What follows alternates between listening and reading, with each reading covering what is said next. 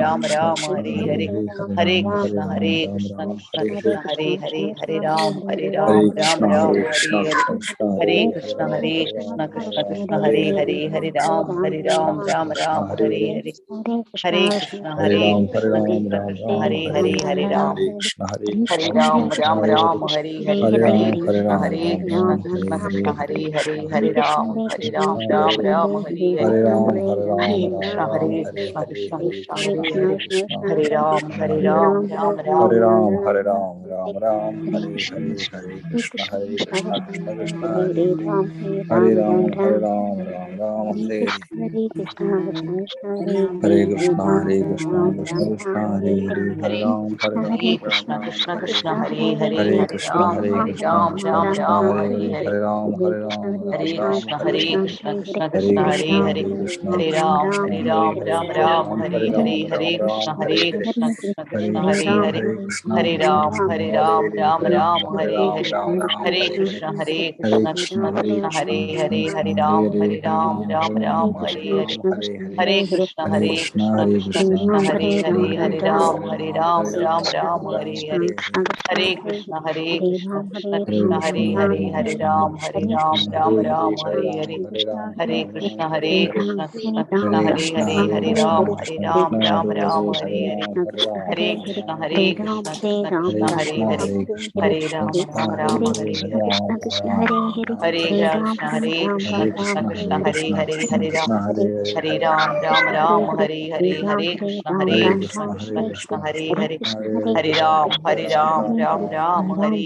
हरे कृष्ण हरे कृष्ण हरे कृष्ण हरे, हरे राम हरे राम हरे हरे, हरे कृष्ण हरे, कृष्ण हरे हरे कृष्ण हरे, हरे राम राम हरे हरे, हरे राम हरे कृष्ण कृष्ण हरे हरे कृष्ण हरे, हरे राम राम हरे हरे हरे, राम हरे कृष्ण हरे कृष्ण कृष्ण हरे हरे, हरे राम, कृष्ण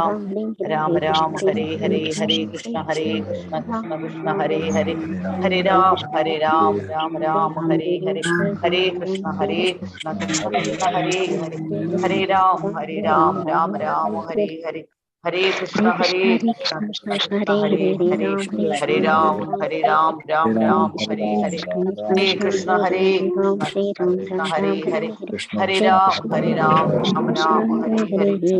कृष्ण कृष्ण हरे हरे, हरे राम राम हरे हरे, हरे कृष्ण कृष्ण हरे हरे, हरे राम राम हरे हरे, हरे कृष्ण कृष्ण हरे हरे, हरे राम राम हरे हरे, हरे कृष्ण कृष्ण हरे हरे, हरे राम राम हरे हरे, हरे कृष्ण कृष्ण हरे हरे, हरे राम राम हरे हरे, हरे कृष्ण कृष्ण हरे हरे, हरे राम राम हरे हरे, हरे कृष्ण कृष्ण हरे हरे, हरे राम राम हरे हरे, हरे कृष्ण कृष्ण हरे हरे, हरे राम राम हरे हरे, हरे कृष्ण हरे हरे, हरे राम हरे हरे, हरे कृष्ण हरे हरे, हरे राम राम हरे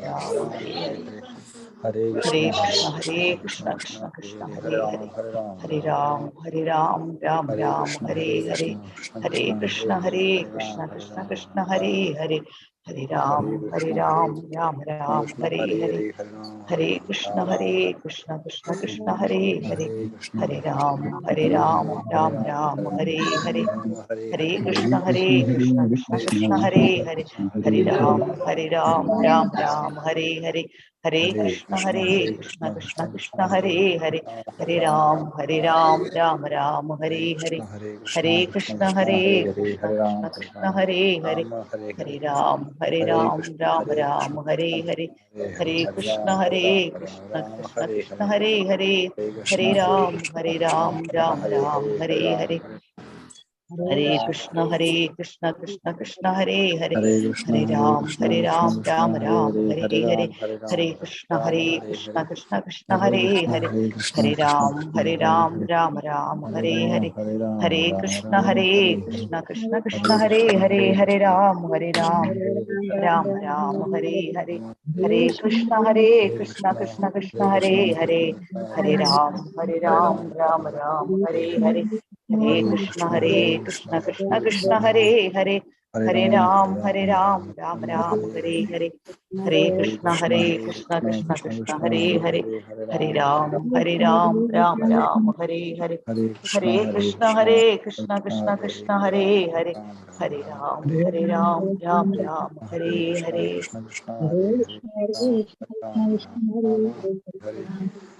Hare Krishna, Krishna Krishna, Hare Hare. Hare Ram, Ram Ram, Hare Hare. Hare Krishna, Krishna Krishna, Hare Hare. Hare Ram, Ram Ram, Hare Hare. Hare Krishna, Krishna Krishna, Hare Hare. Hare Ram, Ram. Hare Krishna. Hare Krishna Mataji. Hare Krishna. Hare Krishna. Hare Krishna Mataji. Hare Krishna. Hare Krishna Mataji. Hare Krishna. Hare Krishna. ഒരു minute കേട്ടോ. ഹരേ കൃഷ്ണ.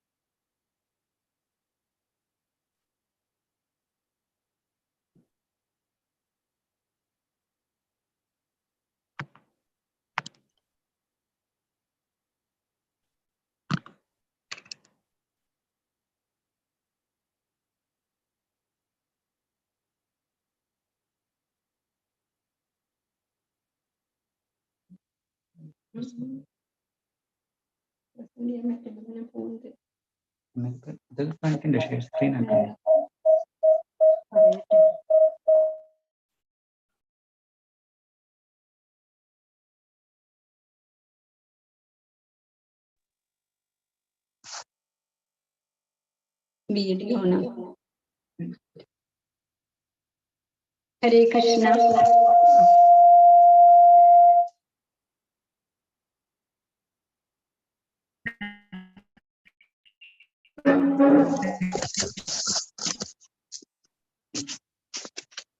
ഹരേ കൃഷ്ണ. ഇവിടെ എന്തോ ഒരു പ്രശ്നമുണ്ട് വീഡിയോക്ക്, അതാണ്.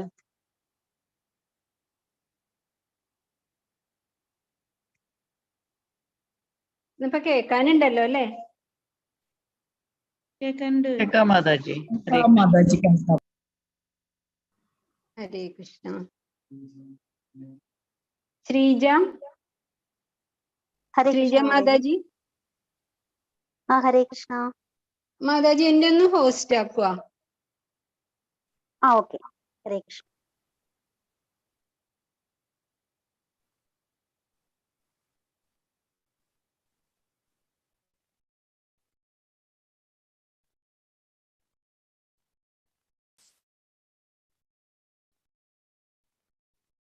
Host ആക്കിണ്ട് കേട്ടോ. ഹരേ കൃഷ്ണ.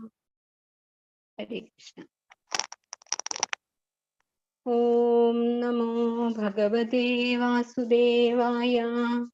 ഓം നമോ ഭഗവതേ വാസുദേവായ. ഓം നമോ ഭഗവതേ വാസുദേവായ. ഓം അജ്ഞാനതിമിരാന്ധസ്യ ജ്ഞാനാഞ്ജനശലാകയാ ചക്ഷുരുന്മീലിതം യേന തസ്മൈ ശ്രീഗുരവേ നമഃ. നമഃ ഓം വിഷ്ണുപാദായ കൃഷ്ണപ്രേഷ്ഠായ ഭൂതലേ ശ്രീമതേ ഭക്തിവേദാന്ത സ്വാമിൻ ഇതി നാമിനേ. ഹേ കൃഷ്ണ കരുണാ സിന്ധോ ദീനബന്ധോ ജഗൽപദേ ഗോപേശ ഗോപിക കാന്ത രാധാ കാന്ത നമോസ്തുതേ. സപ്തകാഞ്ചന ഗൗരാംഗി രാധേ വൃന്ദാവനേശ്വരി വൃഷഭാനുസുതേ ദേവി പ്രണമാമി ഹരിപ്രിയേ. ജയ് ശ്രീ കൃഷ്ണ ചൈതന്യ പ്രഭു നിത്യാനന്ദ ശ്രീ അദ്വൈത ഗദാധര ശ്രീവാസാദി ഗൗരഭക്തവൃന്ദ. ഹരേ കൃഷ്ണ കൃഷ്ണ കൃഷ്ണ ഹരേ ഹരേ. ഹരേ രാമ രാമ രാമ ഹരേ ഹരേ. ഹരേ കൃഷ്ണ കൃഷ്ണ കൃഷ്ണ ഹരേ ഹരേ. ഹരേ രാമ രാമ രാമ ഹരേ ഹരേ. ഹരേ കൃഷ്ണ കൃഷ്ണ കൃഷ്ണ ഹരേ ഹരേ. ഹരേ രാമ രാമ രാമ ഹരേ ഹരേ. ഹരേ കൃഷ്ണ. അപ്പൊ എല്ലാവർക്കും കേൾക്കാനില്ലേ? കേൾക്കാം മാതാജി. കേൾക്കാം മാതാജി. ഹരേ കൃഷ്ണ. അപ്പൊ നമ്മൾ ഇന്നലെ 20ാമത്തെ ശ്ലോകം വരെയാണ് ചെയ്തത്. അപ്പം അതിൽ പ്രധാനമായിട്ടും പറയണത് എങ്ങനെയാണ് കർമ്മം ചെയ്യേണ്ടത്, കർമ്മം ശുദ്ധി, കർമ്മയോഗ ആവണമെങ്കിൽ കർമ്മങ്ങൾ എങ്ങനെ ചെയ്യണം, അതായത് ഭഗവതർപ്പണമായിട്ട് ചെയ്യണം എന്നുള്ളത് വിശദമായിട്ട് പറഞ്ഞു. പിന്നെ നിരന്തരം നമ്മൾ ചെയ്തുകൊണ്ടിരിക്കുന്ന കർമ്മങ്ങൾ, നമ്മൾ മനുഷ്യനല്ലേ, കർമ്മം ചെയ്തുകൊണ്ടേയിരിക്കും, ചിന്ത കൊണ്ടും വാക്കുകൊണ്ടും പ്രവൃത്തി കൊണ്ടും ഒക്കെ. അതില് വാസനകൾ വന്നാലാണ് പ്രശ്നം. അടുത്ത ജന്മത്തിലേക്ക് അത് എടുത്തുകൊണ്ട് പോകേണ്ടി വരും. അതാവാതെ മറയുന്നത് എങ്ങനെയാണ് എന്ന് നമ്മൾ പഠിച്ചു. പിന്നെ ഭഗവാൻ പറഞ്ഞു, ഇത് ഞാൻ ആദ്യമായിട്ട് പറയണതല്ല, കോടിക്കണക്കിന് വർഷങ്ങൾക്ക് മുമ്പ് ഞാൻ വിവസ്വാനും സൂര്യന് പറഞ്ഞു കൊടുത്തു. സൂര്യൻ തന്റെ പുത്രനായിട്ടുള്ള വൈവസ്വത മനുവിന് പറഞ്ഞു കൊടുത്തു, മനു ഇക്ഷ്വാകുവിന് പറഞ്ഞു കൊടുത്തു. പിന്നെ അത് കാലക്രമേണ കൈമാറാതിരുന്നത് കൊണ്ട് നഷ്ടപ്പെട്ടു പോയി. ഇപ്പം എന്തറിവാണെങ്കിലും കൈമാറിയില്ലെങ്കിൽ, അച്ഛൻ മകന് പഠിപ്പിച്ചു കൊടുത്തില്ലെങ്കിൽ അത് നഷ്ടപ്പെടൂലോ. അങ്ങനെ നഷ്ടപ്പെട്ടതാണ് ഈ അറിവ്. അപ്പോ പിന്നെ ഭഗവാൻ ഇപ്പോ അർജുനന് അത് ഉപദേശിക്കുകയാണ് എന്ന് പറഞ്ഞു. അങ്ങനെയുള്ള 32ാമത്തെ ഗുരുവരനാണ് നമ്മളുടെ ശീലപ്രഭുപാദര്. പിന്നെ ഭഗവാൻ പറയണത് എപ്പോഴാണ് ഞാൻ അവതരിക്കുന്നത്, എന്തിനാണ് ഞാൻ അവതരിക്കുന്നത് എന്ന് പറഞ്ഞു അല്ലെ. കൃഷ്ണാവതാരത്തിൽ തന്നെ ഉദാഹരണമാണ്. ഭൂമി ദേവിക്ക് ദുഷ്ടന്മാരുടെ ഭാരം താങ്ങാനാവാതെ വന്നപ്പോഴാണ് ഭഗവാൻ വന്നത്. എന്നിട്ട് അങ്ങനെ വളരെയധികം ദുഷ്ടന്മാരെ നിഗ്രഹിച്ചപ്പോഴാണ് വീണ്ടും ആ അവതാര ഇത് കഴിഞ്ഞിട്ട് ഭഗവാൻ അവതാര ഉദ്ദേശം കഴിഞ്ഞിട്ട് തിരിച്ചു പോയത്. പൂതനയൊക്കെ എന്തുമാത്രം ഒരു മലയുടെ വലിപ്പുണ്ടായിരുന്നു എന്നല്ലേ പറയണത്. അപ്പോ അത്രയധികം ഭാരം ഉണ്ടായിരുന്നു. അതൊന്നും അങ്ങനെയുള്ള അനേക ലക്ഷക്കണക്കിന് അസുരന്മാരെയും ദുഷ്ടന്മാരെയും, ജരാസന്ധൻ ദ്വാരകയിലേക്ക് യുദ്ധത്തിന് വന്നത് 18 അക്ഷൗഹിണികളോട് കൂടിയിട്ടാണ്. ഓരോ അക്ഷൗഹിണിയിലും ലക്ഷക്കണക്കിന് സൈന്യങ്ങളാണ്. അപ്പൊ ഈ ജരാസന്ധന്റെ കൂടെ വന്ന ആൾക്കാരൊക്കെ ദുഷ്ടന്മാരായിരുന്നു. അങ്ങനെ ആ ദുഷ്ടന്മാരെയൊക്കെ എത്രയോ പ്രാവശ്യം, 27 പ്രാവശ്യമാണ് ഭഗവാനെ ദ്വാരക ആക്രമിക്കാനായിട്ട് ജരാസന്ധൻ വന്നത്. അങ്ങനെയാണ് ഈ അവതാര ലക്ഷ്യം നിറവേറ്റുന്നത്. ദുഷ്ടന്മാരെ അമർച്ച ചെയ്യാനും അധർമ്മത്തിനെ നശിപ്പിക്കാനും ധർമ്മത്തിനെ ഉദ്ധരിക്കാനുമായിട്ടാണ് ഭഗവാൻ അവതരിക്കുന്നത്. പിന്നെ ഭഗവാൻ പറഞ്ഞ പ്രധാന കാര്യം, ചാതുർവർണ്ണ്യം മയാ സൃഷ്ടം. ഭഗവാൻ തന്നെയാണ് ചാതുർവർണ്ണ്യം ഉണ്ടാക്കിയത്. പക്ഷെ നമ്മൾ ഉദ്ദേശിക്കുന്ന പോലെയല്ല, ഗുണകർമ്മ വിഭാഗശാണ്. അവരുടെ ഗുണങ്ങളെയും കർമ്മങ്ങളെയും അനുസരിച്ചാണ് ചാതുർവർണ്ണ്യം ഭഗവാൻ സൃഷ്ടിച്ചിരിക്കുന്നത്. അപ്പൊ ശൂദ്രന്റെ മകനായാലും ബ്രാഹ്മണനാവാം. നമ്മൾ സത്യകാമന്റെ കഥയൊക്കെ നല്ല പറഞ്ഞു. പിന്നെ പറഞ്ഞത് കർമ്മഫലം എങ്ങനെയാണ് ബന്ധിക്കാതിരിക്കുക. 3 തരം കർമ്മങ്ങളുണ്ട് എന്ന് പറഞ്ഞു. കർമ്മം, അകർമ്മം, വികർമ്മം. കർമ്മം എന്ന് പറഞ്ഞാല് ശാസ്ത്രാനുസാരിയായിട്ടുള്ള സാത്വിക ബുദ്ധിയോടുകൂടി ചെയ്യുന്ന നല്ല കർമ്മങ്ങള്, അതിന് പുണ്യം കിട്ടും, ഉയർന്ന ജന്മങ്ങളിലേക്ക് പോവാം. അതാണ് കർമ്മം. പിന്നെ വികർമ്മം എന്ന് പറഞ്ഞാല് ശാസ്ത്രത്തിന് എതിരായിട്ട് ചെയ്യുന്ന കർമ്മങ്ങളാണ്. അത് നീച ജന്മങ്ങളിലേക്കാണ് പോവുക, അത് ചെയ്യാൻ പാടില്ല എന്ന് പറഞ്ഞു. പിന്നെ പറഞ്ഞത് ആ കർമ്മം എന്നാണ്, കർമ്മം ചെയ്യണം, ഭഗവതർപ്പണമായിട്ട് ചെയ്യണം. അപ്പോ പാപവുമില്ല പുണ്യവുമില്ല എന്ന് പറഞ്ഞു. ഭഗവാന്റെ നാമജപവും നമസ്കാരം, ധ്യാനം അതൊക്കെ സ്ഥിരമായിട്ട് ചെയ്ത് സാത്വിക ബുദ്ധി വന്നിട്ടുള്ളവര് ഭഗവതർപ്പണമായിട്ട് ചെയ്യുന്ന കർമ്മങ്ങൾ. ഇന്നലെ നമ്മൾ ഉദാഹരണം പറഞ്ഞു. ഇപ്പൊ ഒരു ടീച്ചർ കുട്ടികളുടെ ആൻസർ പേപ്പർ വാല്യൂ ചെയ്യാണ്. അപ്പൊ അതിന്റെ നിയമങ്ങൾക്കനുസരിച്ച് ആൻസറിന് ഇത്ര മാർക്ക്, അതേപോലെ അയാൾ പേപ്പർ നോക്കണം. അതിന്റെ ഇടയ്ക്ക് അപ്പൊ അതിന് കർമ്മ ബന്ധനമില്ല, ഡ്യൂട്ടി ചെയ്യാണ്. അപ്പൊ അതിന്റെ ഇടയ്ക്ക് അവനവന്റെ കുട്ടിയുടെ പേപ്പർ വരികയാണ്. അപ്പൊ ഇതില് കുറച്ച് മാർക്ക് കൂടുതൽ ഇടണം, അല്ലെങ്കിൽ ആ ഉത്തരം ശരിയാക്കണം എന്നൊക്കെ ഒരു തോന്നൽ വന്നു പോയാല് അവിടെ കർമ്മബന്ധനമാകും. അതുപോലെ തന്നെ ഒരു ഡോക്ടർ, ഒരു സർജൻ വളരെ നല്ല പേരെടുത്ത് സർജറി ചെയ്തുകൊണ്ടിരിക്കുന്ന ആളാണ്. അങ്ങനെ ഒരു കുട്ടി വന്നപ്പോ അത് അയാളുടെ വളരെ അടുത്ത ബന്ധുവായിരുന്നു. അപ്പൊ കൈയൊന്ന് വിറയ്ക്കാണ്, അയ്യോ ഈ സർജറി ചെയ്യുമ്പോ എന്തെങ്കിലും തെറ്റ് പറ്റുമോ. അപ്പൊ അവിടെ കർമ്മം ബന്ധിക്കുകയാണ്. നമ്മൾ ആഗ്രഹിക്കുകയാണ് അത് ശരിയാവണം. ഒരു ചായ ഉണ്ടാക്കിയാൽ പോലും നമ്മൾ ഉണ്ടാക്കി എല്ലാം കൂടി എല്ലാ ദിവസത്തെയും പോലെ ഉണ്ടാക്കുക, അല്ലാണ്ട് അത് നന്നായി അത് കേൾക്കണം എന്ന് ആഗ്രഹിക്കുക. അതാണ് കർമ്മബന്ധനം. അങ്ങനെ ഇല്ലാതെ ചെയ്യുന്ന കർമ്മങ്ങളാണ് അകർമ്മം. അതാണ് ഏറ്റവും നല്ല കർമ്മം എന്നാണ് ഭഗവാൻ പറഞ്ഞത്. ഇനി ഇന്നത്തെ തുടങ്ങാം നമുക്ക്. 21, 22, 23 ശ്ലോകങ്ങൾ ഒരുമിച്ചാണ്. നിരാശീര്യത ചിത്താത്മാ തിക്ത സർവ പരിഗ്രഹ ശാരീരം കേവലം കർമ്മ കുർവന്നാപ്നോതി കിൽബിഷം യദൃച്ഛാലാഭസന്തുഷ്ടോ ദ്വന്ദ്വാതീതോ വിമത്സര സമസിദ്ധാവസിദ്ധൗ ച കൃത്വാ ബീന നിബധ്യതേ ഗതസംഗസ്യ മുക്തസ്യ ജ്ഞാനാവസ്ഥിതചേതസാ യജ്ഞായാചരത കർമ്മ സമഗ്രം പ്രവിലീയതേ. ആശിക്കാതെ മനസ്സിനെയും ഇന്ദ്രിയങ്ങളെയൊക്കെ അടക്കി എല്ലാ സ്വത്തുക്കളും ത്യജിച്ചവനായിട്ടുള്ള ജ്ഞാനി ശരീരം കൊണ്ട് മാത്രം കർമ്മം ചെയ്യുന്നു. ഒരു കളങ്കവും അയാൾക്ക് വരില്ല.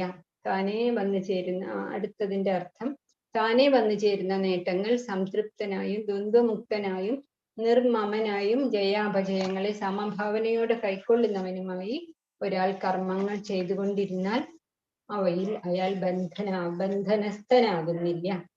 അതുപോലെ തന്നെ ഞാൻ എന്റേത് എന്ന ഭാവങ്ങളിൽ നിന്ന് മുക്തനും സദാ ബ്രഹ്മത്തിനെ തന്നെ അനുഭവിക്കുന്നവനും എല്ലാ കർമ്മങ്ങളും യജ്ഞരൂപത്തിൽ അനുഷ്ഠിക്കുന്നവനുമായ ജ്ഞാനിയുടെ കർമ്മങ്ങളെല്ലാം സമ്പൂർണമായി കെട്ടടങ്ങും.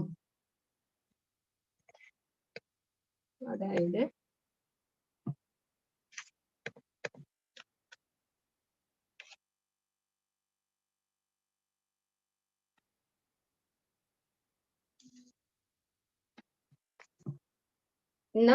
ആപ്നോതി കിൽബിഷം എന്നാണ് പറയുന്നത്. ആർക്കാണ് കിൽബിഷം അല്ലെങ്കിൽ പാപം ഉണ്ടാവാതിരിക്കുക? ആർക്കാണ് യാതൊരു കളങ്കവും ഉണ്ടാവാതിരിക്കുക? അതായത് ആശയില്ലാത്തവന്.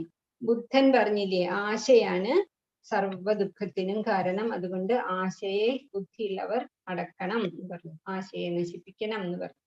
അതാണ് നിരാശീർ എന്ന് ഭഗവാൻ 21ാമത്തെ ശ്ലോകത്തില് പറയണത്. ഞാനാണ് കർമ്മം ചെയ്യുന്നത് എന്നുള്ള വിചാരം ഉണ്ടാവാൻ പാടില്ല. ഞാൻ വളരെ ബുദ്ധിമുട്ടി കഷ്ടപ്പെട്ട് ഉണ്ടാക്കിയിട്ടുള്ള പണമാണ്, അത് ഞാൻ ആർക്കും കൊടുക്കാതെ കൂട്ടി വെച്ചിട്ട് കാര്യങ്ങൾ ഉണ്ടാക്കിയ വീടാണ്. ഇവിടെ ഞാൻ പറയണ പോലെ വേണം കാര്യങ്ങൾ നടക്കാൻ, ആർക്കും ഒന്നും കൊടുക്കാൻ പാടില്ല. അങ്ങനെ ഉള്ള സ്വാർത്ഥതകളൊന്നും ഇല്ലാതിരിക്കണം. ഇതൊക്കെ ഭഗവാൻ തന്ന ശക്തി കൊണ്ട് മാത്രം ഉണ്ടാക്കിയതാണ്. അതിനുള്ള ബുദ്ധിയും ശക്തിയും നമുക്ക് എവിടുന്നാ കിട്ടിയത്? ഭഗവാൻ തന്നത് മാത്രമാണ് ആരോഗ്യം. എപ്പോ വേണമെങ്കിൽ അതൊക്കെ നഷ്ടപ്പെട്ടു പോവാം.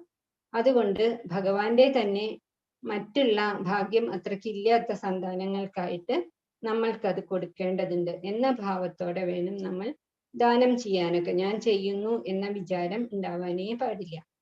അതാണ് അവിടെ പറഞ്ഞിട്ടുള്ള നിരാശീർ യഥ ചിത്താത്മാ എന്ന് പറഞ്ഞത്. അതേപോലെ തന്നെ സർവ പരിഗ്രഹം ആവണം. എല്ലാം നമ്മൾ സ്വീകരിക്കാതിരിക്കണം. കേവലം ശരീരം കൊണ്ട് കർമ്മം ചെയ്യുന്നു, മനസ്സിലേക്ക് അതൊന്നും കടത്തുന്നതേ ഇല്ല. നമുക്ക് ചിലപ്പോൾ നമ്മളുടെ വല്ല ആൾക്കാര്, സുഹൃത്തുക്കളോ ബന്ധുക്കളോ എന്തെങ്കിലും നമുക്ക് ഇഷ്ടമില്ലാത്തത് പറഞ്ഞാൽ നമുക്ക് ദേഷ്യം വരും. നമ്മൾ ആഗ്രഹിക്കുന്ന പോലെ അവർ പറഞ്ഞില്ലെങ്കിൽ നമുക്ക് വിഷമം വരും. അതൊക്കെ ശരിയല്ല. ശരീരം കേവലം കർമ്മ, ശരീരം കർമ്മം ചെയ്യാൻ മാത്രം, അത് മനസ്സിലേക്ക് എടുക്കാൻ പാടില്ല. നമ്മുടെ വീട്ടിലെ ഇപ്പൊ സെർവന്റ് ആണെങ്കിൽ ജോലി ചെയ്യുന്നു അല്ലെ, രാവിലെ വന്നിട്ട് വൈകുന്നേരം വരെ ഒരു സ്വന്തം വീട് എന്ന പോലെ അത് വൃത്തിയാക്കുന്നു. നമ്മൾ വിചാരിച്ചാൽ പറ്റാത്ത പോലെ അവർ ചെയ്യുന്നു. അല്ലെങ്കിൽ കുട്ടിയെ നോക്കുന്ന ആളാണെങ്കിൽ സ്വന്തം കുട്ടിയുടെ പോലെ അതിന് എല്ലാ ആവശ്യങ്ങളും ചെയ്തു കൊടുക്കുന്നു. പക്ഷെ അവൾക്കറിയാം അത് അതിന്റെ സ്വന്തമല്ല എന്ന് പോലെ. അതുപോലെ ആവണം നമ്മളും. നമ്മളെ ഭഗവാൻ ഏൽപ്പിച്ചിട്ടുള്ള ജോലിയാണ്, എന്റെ കഴിവല്ല. നമ്മളുടെ ഒരു വിരൽ അനങ്ങണമെങ്കിൽ തന്നെ അതിന്റെ പുറകെ എത്രയോ അധികം നാഡികളും ഞരമ്പുകളും തലച്ചോറ് വരെ അതിൽ ഉൾപ്പെടണം അല്ലെ. അപ്പോ ഭഗവാന്റെ ഇംഗിതം കൊണ്ടാണ് നമ്മൾ ഓരോ കർമ്മവും ചെയ്യണത്, അല്ലാണ്ട് നമ്മളുടെ അല്ല എന്ന് വിചാരിക്കണം. ശരീരമാദ്യം ഖലു ധർമ്മസാധനം എന്നാണ് പറയുന്നത്. ധർമ്മത്തിനെ രക്ഷിക്കാൻ മാത്രമാണ് ഈ ശരീരം ഉപയോഗിക്കേണ്ടത് കാര്യമായിട്ട്. അതുകൊണ്ട് തന്നെ അതിനെ സംരക്ഷിക്കണം. ശരീരത്തിനെ പീഡിപ്പിക്കാൻ പാടില്ല. ഒരു മൃഗത്തിനെ നോക്കൂ, നമ്മൾ വളർത്തുന്ന മൃഗം ആയിക്കോട്ടെ, നമ്മൾ ആരായാലും, അപ്പം അതിന്റെ ശരീരത്തിൽ അതിന് ഒരു സ്വാതന്ത്ര്യവുമില്ല. കോഴി, ആട് അങ്ങനെയുള്ള സാധനങ്ങളൊക്കെ ഉടമസ്ഥൻ എപ്പോഴാണ് കൊല്ലുക എന്ന് പോലും അതിനറിയില്ല. അതുപോലെ നമ്മളും നമ്മളുടെ ശരീരത്തിന് അധികം പ്രാധാന്യം കൊടുക്കാൻ പാടില്ല. അതാണ് 24 വരെയുള്ള ശ്ലോകങ്ങളിൽ പറയുന്നത്. ഓഫീസിൽ നമ്മൾ ജോലി ചെയ്യുകയാണെങ്കിൽ നമുക്ക് നന്നായിട്ട് ജോലി ചെയ്യണം, അതിനുള്ള ശമ്പളം വേണ്ടാന്നൊന്നും വെക്കണ്ട, നമ്മൾ ചെയ്തതിന്റെ എന്താണ് അത് കൂലിയാണ്, അത് തീർച്ചയായിട്ടും വാങ്ങാം. രാമായണത്തിൽ പറയുന്നുണ്ടല്ലോ, ഭോഗത്തിനായിക്കൊണ്ട് യത്നിക്കുകയും വേണ്ട, ഭോഗം വിധികൃതം വർജിക്കുകയും വേണ്ട എന്ന്. വിധി തന്നിട്ടുള്ള കാര്യങ്ങളൊക്കെ നമുക്ക് സ്വീകരിക്കാം, പക്ഷെ അത് ഭഗവത് സേവനം എന്ന വിധത്തിൽ ജോലി ചെയ്യണം. പിന്നെ കുതന്ത്രങ്ങളൊന്നും ചെയ്തിട്ട് അധികം പണം ഉണ്ടാക്കിയാൽ അത് പാപമാണ്. ഭഗവത് സേവനം അതുപോലെയാണ്. മഴ, മഞ്ഞ്, വെയില്, വസന്തകാലം, ശരത്കാലം, അങ്ങനെ കാലങ്ങൾ മാറി മാറി വരും. അതുപോലെ എടുക്കാൻ സാധിക്കണം സുഖത്തിനെയും ദുഃഖത്തിനെയും. സുഖവും ദുഃഖവും അനുഭവകാലം കഴിഞ്ഞാൽ സമ്മമിഹ നാരായണ നമ പറയില്ലേ. അപ്പോ അനുഭവിക്കണ കാലം കഴിഞ്ഞാലല്ല, അനുഭവിക്കുമ്പോഴും സുഖത്തിൽ നമ്മൾ മതിമറന്ന് ആഹ്ലാദിച്ച് ചുറ്റുമുള്ളവരെ അസൂയപ്പെടുത്തേണ്ട ആവശ്യമില്ല. ദുഃഖത്തില് വല്ലാതെ മുങ്ങി വളരെ മനസ്സ് സങ്കടപ്പെട്ട് ആരോഗ്യം നശിപ്പിക്കേണ്ടയും ആവശ്യമില്ല. അതാണ് ഈ ദ്വന്ദ്വാതീതൻ എന്ന് ഭഗവാൻ പറഞ്ഞിട്ടുള്ളത്. അതുപോലെ തന്നെ ഇവിടെ പറഞ്ഞിട്ടുള്ള ഒരു വാക്കാണ് വിമത്സരം. ആരോടും മത്സരം പാടില്ല. അവരുടെ കുട്ടിക്ക് 95 മാർക്ക് കിട്ടി, അന്ന് എൻ്റെ കുട്ടിക്ക് 96 കിട്ടണം, അങ്ങനെ മത്സരിക്കരുത്. അവർക്ക് അർഹതപ്പെട്ടത് കിട്ടട്ടെ, അല്ലാതെ അതിന് എന്തുകൊണ്ടാണ് മാർക്ക് കുറഞ്ഞു പോയത് എന്ന് പറഞ്ഞ് അടിക്കാൻ പാടില്ല. മുമ്പ് ഒരു കാര്യം ഇതുപോലെ ഉണ്ടായിട്ടുള്ള കാര്യം ഞാൻ തിരുവനന്തപുരത്ത് ഒരു അമ്മ, അന്നൊക്കെ ഈ സൊസൈറ്റി ലേഡി മഹിളാ സമാജങ്ങളൊക്കെ ഉണ്ടല്ലോ, അങ്ങനെ അതിലൊരു പ്രസിദ്ധയായിട്ടുള്ള ഒരു സ്ത്രീ ആയിരുന്നു. അപ്പൊ അവരുടെ മകൾക്ക് റാങ്ക് കിട്ടും, എല്ലാ ക്ലാസ്സിലും അവർക്ക് ഫസ്റ്റ് ആണ്, റാങ്ക് കിട്ടും എന്ന് ഇങ്ങനെ പറഞ്ഞുകൊണ്ട് നടന്നു. പക്ഷെ കിട്ടി, പക്ഷെ വളരെ കുറച്ച് പിന്നിലായിരുന്നു, 13 റാങ്കോ 14 റാങ്കോ ഒക്കെ ആയിരുന്നു. ആ അമ്മ പോയിട്ട് ആത്മഹത്യ ചെയ്തു. ഉണ്ടായ സംഭവമാണ്. ആ കുട്ടി ആ സങ്കടത്തിൽ നിന്നും രക്ഷപ്പെടാൻ എത്ര അധികം സമയം എടുത്തു എന്നറിയോ. അപ്പൊ അതുപോലെ നമ്മൾ ഒരിക്കലും മത്സരം, നമ്മളുടെ കുട്ടികളുടെ മനസ്സിലേക്ക് മത്സരം കൊടുക്കരുത്. ചിലരെ കാണുമ്പോൾ നമ്മൾ പറയില്ലേ, അത് ശത്രുവാണ്, നമ്മളെ അവരെ നോക്കണ്ട, അവരെ 10 വർഷം മുമ്പ് എന്നോട് ഇങ്ങനെ പറഞ്ഞിട്ടുള്ളതാണ്, അങ്ങനെ അത് മറക്കാൻ പാടില്ല, നീ അവരോട് മിണ്ടണ്ട, അങ്ങനെ പറയരുത്. നമ്മൾ ധ്രുവന്റെ കഥയിൽ ഒരു കാര്യം പ്രധാനമായിട്ട് ശ്രദ്ധിക്കേണ്ടതുണ്ട്. എന്താന്ന് വെച്ചാല്, ധ്രുവൻ അച്ഛൻ ഉത്താനപാദ മഹാരാജാവ് മടിയിലിരുത്തണില്ല, എന്നെ സുരുചി അമ്മയുടെ മകനെയാണ് ഇരുത്തിയത് എന്ന് പറഞ്ഞപ്പോ സുനീതി അമ്മ എന്താ പറഞ്ഞത്? സുരുചിക്ക് അതിന്റെ ബലം ഈശ്വരൻ കൊടുക്കും, അങ്ങനെയൊന്നും പറഞ്ഞില്ല. സുരുചി പറഞ്ഞതിന്റെ ഒരു കാര്യം എന്താന്ന് വെച്ചാല്, എൻ്റെ ഭർത്താവിന്റെ, രാജാവിന്റെ മടിയിൽ നിനക്ക് ഇരിക്കാൻ അർഹത വേണമെങ്കിൽ നീ എൻ്റെ മകനായിട്ട് ജനിക്കണം, അതിന് പോയിട്ട് നീ ഭഗവാനോട് പ്രാർത്ഥിക്ക് എന്നാണ് പറഞ്ഞത്. അപ്പൊ അതില് ഒരു കാര്യമുണ്ട്, ഭഗവാനോട് പ്രാർത്ഥിച്ചാൽ നടക്കും. ആ കാര്യം മാത്രം എടുത്തിട്ടാണ് സുനീതി മകനോട് പറഞ്ഞത്, മോനെ അമ്മോടും ദേഷ്യം വിചാരിക്കേണ്ട, അതിലൊരു കാര്യമുണ്ട്, അത് നമുക്ക് പ്രാവർത്തികമാക്കാം, പോയി തപസ് ചെയ്തോളൂ എന്ന് പറഞ്ഞ് വിടാണ് ചെയ്തത്. അങ്ങനെയാണ് നമ്മൾ കുട്ടികൾക്ക് നല്ല വഴി, ഏറ്റവും ഉത്തമമായ വഴിയായിരിക്കണം കാണിച്ചു കൊടുക്കുക. 10 വയസ്സൊന്നും കഴിഞ്ഞാൽ പിന്നെ അവരെ പിടിച്ചാൽ കിട്ടില്ല. അപ്പൊ അതിനു മുമ്പ് തന്നെ നമ്മൾ ശ്രദ്ധിച്ച് അവരെ നേർവഴിയിലൂടെ കൊണ്ടുവരണം. പണ്ട് ഒരു കഥ പഠിച്ചിട്ടുണ്ട്, അയൽക്കാരായിട്ടുള്ള 2 സ്ത്രീകള് വർത്തമാനം പറയാണ്, മഴക്കാലാണ്. അപ്പൊ അവരുടെ കുട്ടികൾ 2 പേരും വെള്ളത്തിൽ കളിക്കുകയാണ്. അപ്പൊ ഒരു കുട്ടിയുടെ ഉടുപ്പിലേക്ക് മറ്റേ കുട്ടി കളിക്കുമ്പോ ചളി തെറിച്ചു പോയി. അപ്പൊ കുട്ടി ചെന്നിട്ട് അതിന്റെ അമ്മോട് പറഞ്ഞിട്ട്, ആ കുട്ടി എൻ്റെ ഉടുപ്പിലേക്ക് ചളി വെള്ളം തെറിപ്പിച്ചു എന്ന് പറഞ്ഞു. അപ്പൊ ഈ അമ്മയെ ചീത്ത പറയാൻ തുടങ്ങി.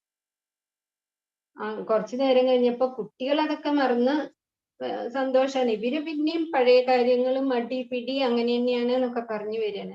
അപ്പോഴാണ് ഇവര് പെട്ടെന്ന് നോക്കിയപ്പോ കുട്ടികൾക്ക് ഒരു സങ്കടവും ഇല്ല, അവര് സന്തോഷമായിട്ട് കളിച്ചുകൊണ്ടിരിക്കുകയാണ്. അപ്പൊ നമ്മൾ അതുപോലെ കുട്ടികളുടെ നിഷ്കളങ്ക ഭാവം പോകുന്നതിന് മുമ്പ് തന്നെ അവരെ നേർവഴി കൂടെ വേണം നയിക്കാൻ. അതൊക്കെയാണ് ഈ 21, 22, 23 ശ്ലോകങ്ങളിലായിട്ട് ശ്രദ്ധിക്കാനുള്ള കാര്യങ്ങൾ. യജ്ഞം എന്ന പോലെ കർമ്മങ്ങൾ ചെയ്യണം, ഞാൻ എൻ്റെ എന്ന ഭാവങ്ങളിൽ നിന്നും മുക്തനാകണം. അടുത്ത ശ്ലോകം കുറച്ച് പ്രധാനപ്പെട്ട ശ്ലോകമാണ്. എല്ലാ ശ്ലോകവും പ്രധാനം തന്നെ, എന്നാലും ഇതെല്ലാവരും കേട്ടിട്ടുള്ള ശ്ലോകമായിരിക്കും. ബ്രഹ്മാർപ്പണം ബ്രഹ്മഹവിർ ബ്രഹ്മാഗ്നൗ ബ്രഹ്മണാഹുതം ബ്രഹ്മൈവ തേന ഗന്ധവ്യം ബ്രഹ്മകർമ്മ സമാധിന. ബ്രഹ്മമാകുന്ന ജ്ഞാനാഗ്നിയിൽ ബ്രഹ്മമാകുന്ന ഹവിസ് ബ്രഹ്മമാകുന്ന ഞാൻ അർപ്പിക്കുന്നു. ഈ ഭാവത്തോടെ വേണം കർമ്മങ്ങൾ അനുഷ്ഠിക്കാൻ. അങ്ങനെയാണെങ്കിൽ യജ്ഞഫലമായിട്ട് ബ്രഹ്മത്തെ തന്നെ, യജ്ഞം പോലെ കർമ്മം ചെയ്യണം. അപ്പൊ യജ്ഞഫലമായിട്ട് ബ്രഹ്മത്തെ തന്നെ അവർക്ക് അതിന്റെ ഫലമായിട്ട് കിട്ടും. കൃഷ്ണാവബോധത്തിൽ മുഴുകിയ ഒരാൾ ആധ്യാത്മിക പ്രവർത്തനങ്ങൾക്കായി സ്വയം സമർപ്പണം ബ്രഹ്മാർപ്പണം ചെയ്തുകൊണ്ടിരുന്നാൽ നിശ്ചയമായും ആത്മീയ ലോകത്തിൽ എത്തിച്ചേരും. അങ്ങനെയുള്ള യജ്ഞത്തിൽ ഹവിസ്സും യജ്ഞാഗ്നിയും രണ്ടും ആത്മീയ സ്വഭാവം ഉള്ളതാണ്. പല സ്കൂളുകളിലും വീടുകളിലും ഒക്കെ ഈ ഭക്ഷണം കഴിക്കുന്നതിന് മുമ്പായിട്ട് ഈ ബ്രഹ്മാർപ്പണം ബ്രഹ്മഹവി അത് ചെല്ലാറുണ്ട്. ബ്രഹ്മാർപ്പണം ബ്രഹ്മഹവി അത് നമ്മൾ കാണാതെ പഠിക്കണം. ബ്രഹ്മാഗ്നൗ ബ്രഹ്മണാഹുതം ബ്രഹ്മൈവ തേന ഗന്ധവ്യം ബ്രഹ്മകർമ്മ സമാധിന. ഭക്ഷണത്തിന് മുൻപ് മാത്രം പോരാ, ഈ ഭാവന എപ്പോഴും ഉണ്ടാവണം. വിളക്ക് വെക്കുമ്പോൾ മാത്രം ഈശ്വരനെ വിചാരിച്ചാൽ പോരാ, അല്ലെങ്കിൽ അമ്പലത്തില് പോയിട്ട് നടക്കിൽ നിൽക്കുമ്പോൾ മാത്രം ഭഗവാനെ പറഞ്ഞു തൊഴുതാൽ പോരാ. എപ്പോഴും ആ മനസ്സ് ഉണ്ടാവണം. അങ്ങനെയുള്ള ആൾക്കാർ പിന്നെ അമ്പലത്തിൽ പോകേണ്ട കാര്യം തന്നെയില്ല. ഇരിക്കുമ്പോഴും രാമായണത്തിൽ പറഞ്ഞിട്ടുണ്ടല്ലോ, അഹല്യ സ്തുതിയിൽ പറയുന്നത്, ഇരിക്കുമ്പോഴും നടക്കുമ്പോഴും ഒരിടത്ത് കിടക്കുമ്പോഴും സദാ ഭഗവാനെ മാനസേ ഭവദ്രൂപം തോന്നനിലയാനിധേ പറയുന്നുണ്ട്. അതുപോലെ നാമജപത്തോടെ നമ്മൾ കർമ്മങ്ങൾ ചെയ്യുമ്പോൾ അഥവാ അതിൽ എന്തെങ്കിലും പാപകർമ്മങ്ങൾ ഉണ്ടായാൽ തന്നെ അത് പൊക്കോളും. കാരണം നാമത്തിന്റെ ശക്തി അത്ര പ്രധാനാണ്.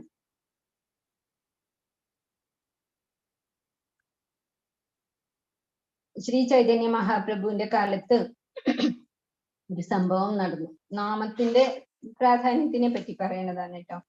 അദ്വൈത മഹാചാര്യരുണ്ടായിരുന്നല്ലോ. നമ്മള്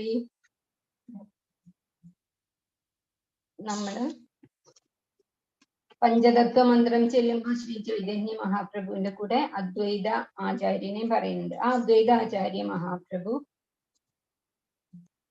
സൗമ്യ പ്രവീൺ എന്തെങ്കിലും ചോദിക്കാനുണ്ടോ? കൈ ഉയർത്തിയുണ്ടല്ലോ. ഹരേ കൃഷ്ണ. ഹരേ കൃഷ്ണ.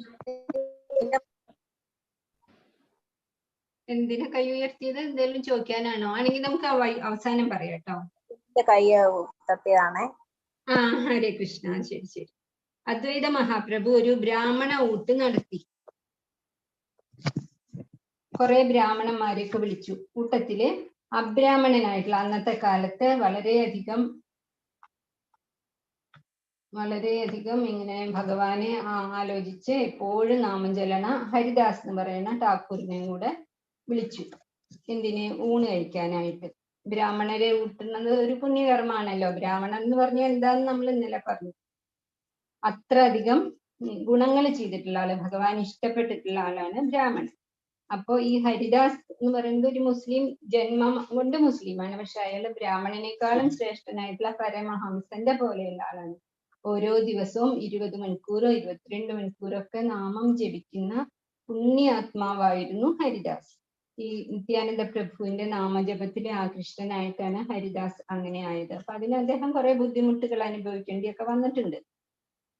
അങ്ങനെ ഈ അബ്രാഹ്മണനായിട്ടുള്ള ഹരിദാസ് പന്തിയിലിരുന്ന് ഊണ് കഴിക്കുമ്പോ ബ്രാഹ്മണര് ബഹളം കൂട്ടി. അപ്പൊ ഇദ്ദേഹം പറഞ്ഞു, ഈ ബ്രാഹ്മണ ഊട്ട് നടത്തണ ആള് പറഞ്ഞു, അദ്വൈത മഹാപ്രഭു പറഞ്ഞു, വരട്ടെ, ഞാനൊരു കാര്യം പറഞ്ഞു തരാം, അത് കഴിഞ്ഞിട്ട് ആവാം നിങ്ങളുടെ ദേഷ്യം കാണിക്കല്. അങ്ങനെ എല്ലാ ഇലയുടെയും മുന്നില് അദ്ദേഹം ഒരു പുല്ല് കൊണ്ടുവച്ചു. ബ്രാഹ്മണർക്ക് ഒരു മന്ത്രമുണ്ട്, അത് ചൊല്ലുമ്പോ അഗ്നിഗായത്രി എന്നാണ് ഇതിന് പറയാം. അത് ചൊല്ലുമ്പോ ഈ എന്ത് സാധനവും വളരെ ശ്രദ്ധയോടുകൂടി നാമം ചൊല്ലിയാല് അത് കത്തും.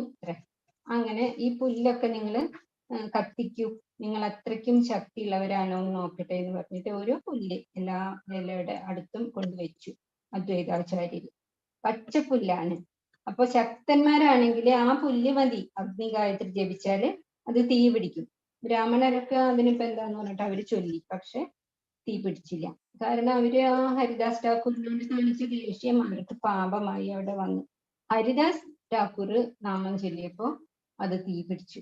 അപ്പൊ ചോദിച്ചു, നിങ്ങൾക്ക് ഗായത്രി അറിയില്ലല്ലോ, എന്താ ചൊല്ലിയതെന്ന് ചോദിച്ചു. പറഞ്ഞു, ഞാൻ എപ്പോഴും ചൊല്ലണ നാമം, ഭക്ഷണം കഴിക്കുന്ന ആ നാവ് സമ്മതിക്കാത്ത സമയത്ത് ഒഴികെ ബാക്കി എല്ലായ്പ്പോഴും ഞാൻ ചൊല്ലണ ഹരേ കൃഷ്ണ കൃഷ്ണ കൃഷ്ണ ഹരേ ഹരേ, ഹരേ രാമ രാമ രാമ ഹരേ ഹരേ എന്ന് എന്നെ നിത്യാനന്ദ പ്രഭു പഠിപ്പിച്ചു തന്നിട്ടുള്ളതാണ്. ആ മന്ത്രമാണ് ഞാൻ ജപിച്ചത്. അപ്പോ എല്ലാവരും ഹരിദാസ് പ്രഭുവിനെ പ്രണമിച്ചു. അത്രയാണ് നാമത്തിന്റെ ശക്തി. അത് വെറുതെ ചൊല്ലിയാ പോരാ, ഭക്തിപൂർവം, ഹൃദയപൂർവം, വിശ്വാസപൂർവം വേണം ചെല്ലാൻ. ഭൗതികതയിൽ മുങ്ങിയിട്ടുള്ള മനുഷ്യർക്ക് രക്ഷപ്പെടാനുള്ള ദിവ്യമായ ഔഷധമാണ് ഈ കൃഷ്ണനാമം ജപം. നമ്മൾ വിഷ്ണു സഹസ്രനാമത്തിൽ പറയുന്നുണ്ടല്ലോ, ഭേഷജമാണ്, വിഷക്കാണ്, ഭഗവാൻ മഹാവൈദ്യനാണ്, ഔഷധമാണ്. എത്രയോ പ്രാവശ്യം അങ്ങനെ ഭഗവാന്റെ സഹസ്രനാമത്തിൽ ഈ രോഗശാന്തിക്കുള്ള കാര്യങ്ങൾ പറയുന്നുണ്ട്. ഒരു പാല് കുടിച്ചിട്ട് അല്ലെങ്കിൽ പാലന്റെ ഉൽപ്പന്നങ്ങൾ കുടിച്ചിട്ട് കഴിച്ചിട്ട് രോഗം വന്ന ആൾക്ക് വൈദ്യര് നിർദ്ദേശിക്കുന്നത് തൈര് ഉൾപ്പെട്ട എന്തോ ഒരു മരുന്നാണ്. അപ്പൊ അതും പാലിന്റെ അംശം തന്നെയല്ലേ. അതുപോലെ ഈ ഭവ സാഗരത്തിൽ മുങ്ങി മനസ്സിലും ഹൃദയത്തിലും ഒക്കെ ഇങ്ങനെ വിഷമവും ദുഃഖവും ഒക്കെ നിറഞ്ഞിട്ടുള്ള ആൾക്കാർക്ക് ഭഗവാന്റെ നാമമാണ് ഏറ്റവും വലിയ ഔഷധം. അടുത്ത ശ്ലോകം. അപ്പൊ ഇങ്ങനെ ഭക്ഷണം കഴിക്കുന്ന കാര്യത്തിൽ മാത്രം പോരാ, നമ്മൾ കഴിക്കുന്ന ഭക്ഷണം ഹോമദ്രവ്യമാണ്. അത് ഉള്ളിലുള്ള, ഇപ്പൊ സയൻസ് അത് ഹൈഡ്രോക്ലോറിക് ആസിഡ് എന്നൊക്കെ പറയും, പക്ഷെ അത് വൈശ്വാനര അഗ്നിയാണ്, ഹോമ അഗ്നിയാണ് എന്ന് സങ്കല്പിച്ചിട്ട് കഴിക്കണം. അപ്പോ ഹോമദ്രവ്യം ഇടുന്നു, നമ്മൾ കഴിക്കുന്ന ആള് ഹോതാവാകുന്നു, ഉള്ളിലുള്ള അഗ്നിയിലേക്ക് പരിശുദ്ധമായ ഈ ഹോമദ്രവ്യം ഇടുന്നു എന്ന് പറയണം. വിചാരിച്ചുകൊണ്ട് വേണം ഭക്ഷണം കഴിക്കാൻ. അപ്പൊ ഒരു ദിവസത്തില് മിനിമം 2 പ്രാവശ്യമെങ്കിലും നമ്മൾ ഹോമം, അഗ്നി യജ്ഞം ചെയ്യാണ്. അപ്പൊ എത്രയോ വലിയ കാര്യമാണത്. അതുകൊണ്ട് തന്നെ ഈ നാമം ബൈഹാർട്ടാക്കണം, കഴിയണത് പ്രാവശ്യം നമ്മളിത് മനസ്സാൽ ചൊല്ലണം. ബ്രഹ്മാർപ്പണം, ബ്രഹ്മഹവിർ, ബ്രഹ്മാഗ്നൗ, ബ്രഹ്മണാഹുതം, ബ്രഹ്മൈവ തേന ഗന്ധവ്യം, ബ്രഹ്മകർമ്മ സമാധിന. ബ്രഹ്മത്തെ തന്നെ അവർ പ്രാപിക്കുന്നു.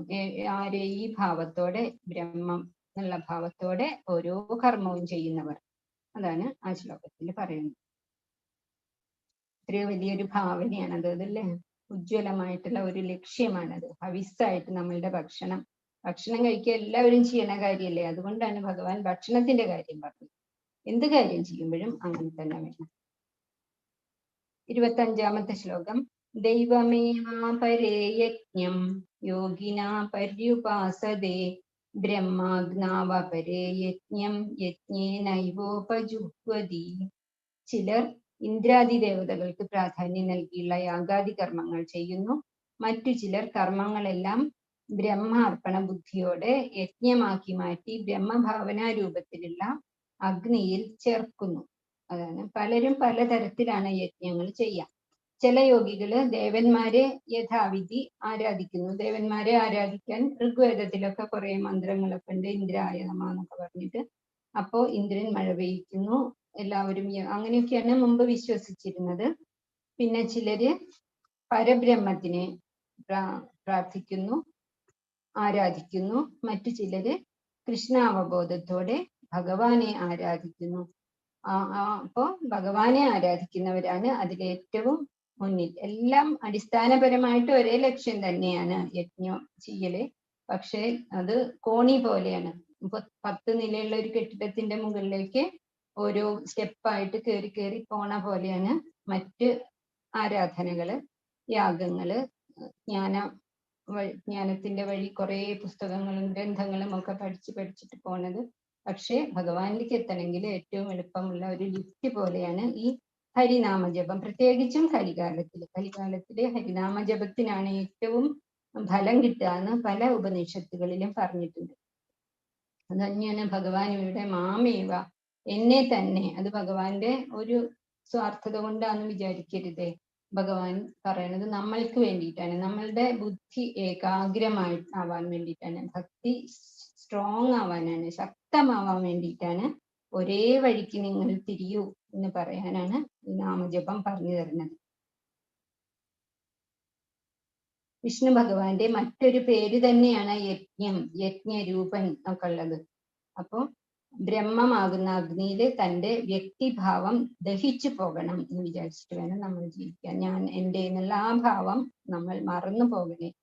തന്റെ സർവവും ഭഗവാൻ കൃഷ്ണനായിട്ട് സമർപ്പിച്ചു ഈ അർജുനൻ. ഇപ്പോ ഞാൻ അങ്ങയുടെ ശിഷ്യനാണ്, പ്രപന്നനാണ് ഞാൻ എന്നൊക്കെ പറഞ്ഞില്ലേ. അപ്പോ അർജുനനും ഇപ്പോൾ ഇതുപോലെ ഒരു യോഗിയായി. ഈ സൂര്യനെയും അഗ്നിയെയും വരുണനെയും ഒക്കെ ഭഗവാൻ ഏൽപ്പിച്ചിട്ടുള്ളതാണ് ഓരോ ഡ്യൂട്ടികളായിട്ട്. പ്രപഞ്ചത്തിന് ചൂട് കൊടുക്കണം, വെള്ളം കൊടുക്കണം, വായു കൊടുക്കണം. അങ്ങനെ ഒരു ഓക്സിജൻ സിലിണ്ടറിന്റെ വില എത്രയാന്ന് നമ്മൾ കൊറോണ കാലത്ത് കണ്ടതാണ്. ഇപ്പോഴും ഓക്സിജൻ സിലിണ്ടർ കിട്ടാനില്ലാണ്ടായി അല്ലേ. അപ്പോ ആ ഓക്സിജൻ എത്രമാത്രമാണ് ഈ പ്രകൃതി നമുക്ക് തന്നിട്ടുള്ളത്, അത് വായു ഭഗവാനല്ലേ. അങ്ങനെ എല്ലാവർക്കുമുള്ള ആരാധന ഈ ഒരു നാമജപത്തിൽ നമുക്ക് ചെയ്യാവുന്നതാണ്. അല്ലാതെ ഓരോരുത്തരെയുമായിട്ട് ധ്യാനിക്കാനും പ്രാർത്ഥിക്കാനും ഒന്നുള്ള സമയം ഈ ചെറിയ ആയുസ്സിൽ നമുക്ക് കിട്ടില്ല. അതുകൊണ്ടാണ് ഭഗവാൻ ഉറപ്പിച്ച് പറയുന്നത്, ഹരേ കൃഷ്ണ നാമജപം മാത്രം നിങ്ങൾ ചെയ്യൂ, വിശ്വാസത്തോടെയും ഭക്തിയോടെയും ചെയ്തോളൂ, എല്ലാ ദേവന്മാരും നിങ്ങൾക്ക് അനുഗ്രഹം ചൊരിയും, ഉറപ്പാണ്. ഭഗവാൻ ജനിക്കുമ്പോ തന്നെ കണ്ടില്ലേ, എല്ലാവരും ആ കാരാഗൃഹത്തിന്റെ മുന്നിൽ അണിനിരന്നു ആ ദിവ്യമായ ശിശുവിനെ കാണാനായിട്ട്. അപ്പൊ അതില് സംശയമേ വേണ്ട. 26ാമത്തെ ശ്ലോകം. ശ്രോത്രാദീൻ ഇന്ദ്രിയാണ്യേന്യേ സംയമാഗ്നിഷു ജുഹ്വതി ശബ്ദാദീൻ വിഷയാൻ അന്യ ഇന്ദ്രിയാഗ്നിഷു ജുഹ്വതി. മനുഷ്യ ജീവിതത്തിലെ 4 ആശ്രമങ്ങളാണ് ഉള്ളത്. ബ്രഹ്മചര്യം, ഗാർഹസ്ഥ്യം, വാനപ്രസ്ഥം, സന്യാസം. ബ്രഹ്മചാരികള് ഗുരുവിന്റെ കീഴില് ഇന്ദ്രിയ സുഖങ്ങൾ ഉപേക്ഷിച്ച് മനോനിയന്ത്രണം ചെയ്ത് ശീലിക്കുന്നു. കൃഷ്ണാവബോധമുള്ള വാക്കുകൾ മാത്രമാണ് അവരുടെ ചെവി കേൾക്കുക, അവരുടെ നാവ് സംസാരിക്കുക. അവര് അല്പാഹാരമായിരിക്കും, അല്പ നിദ്രയായിരിക്കും, അല്പ ഭാഷണമായിരിക്കും. അങ്ങനെ ബ്രഹ്മത്തിലേക്ക് മാത്രം, വേറൊരു ദിക്കിലേക്കും ചിന്ത തിരിഞ്ഞു പോവാണ്ടാണ് ഈ ബ്രഹ്മചാരികള് പ്രവർത്തിക്കുക. ഹരേ കൃഷ്ണ എന്ന മഹാമന്ത്രം കുറെ പ്രാവശ്യം അവര് ജപിക്കും.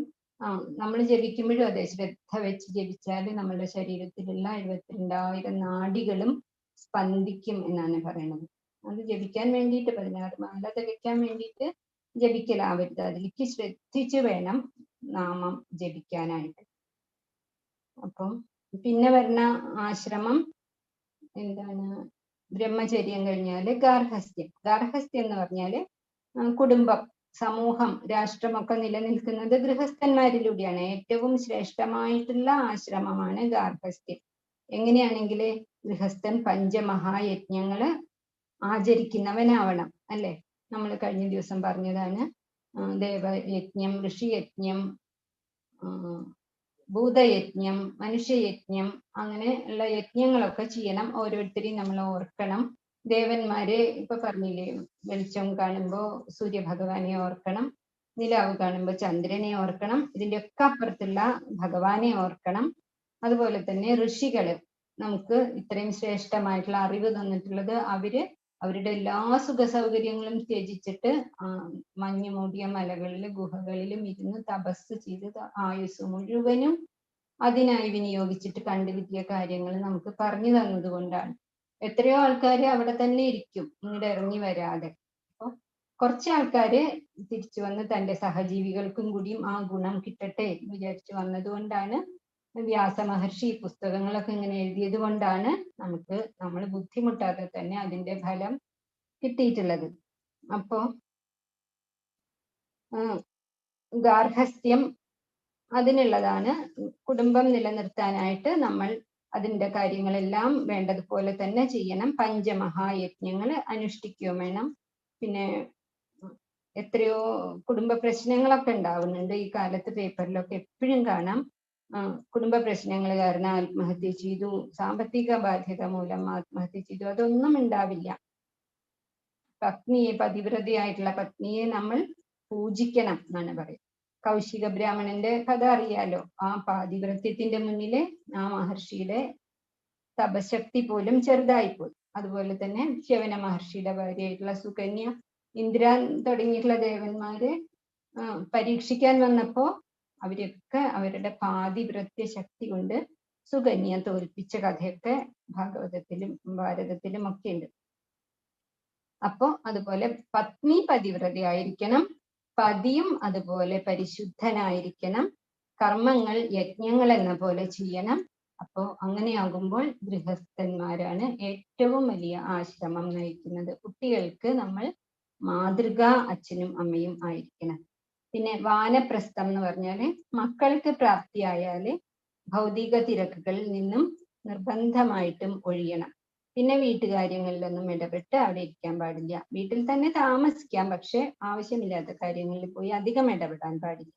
ഭഗവാൻ അമ്പലത്തിലെ ശ്രീകോവിലിൽ ഇരിക്കുന്ന ഭഗവാനിലേക്ക്, അല്ലെങ്കിൽ നമ്മുടെ ഹൃദയത്തിലിരിക്കുന്ന ഭഗവാനിലേക്ക് 4 സോപാന പടികളാണ് ഈ ബ്രഹ്മചര്യം, ഗാർഹസ്ഥ്യം, വാനപ്രസ്ഥം, സന്യാസം എന്നുള്ളത്. അപ്പൊ വാനപ്രസ്ഥം അതിൽ 3ാമത്തെ പടിയാണ്, എത്താറായി. അതുകൊണ്ട് എല്ലാവരും തന്നെ വാനപ്രസ്ഥം അനുഷ്ഠിക്കേണ്ടതാണ്.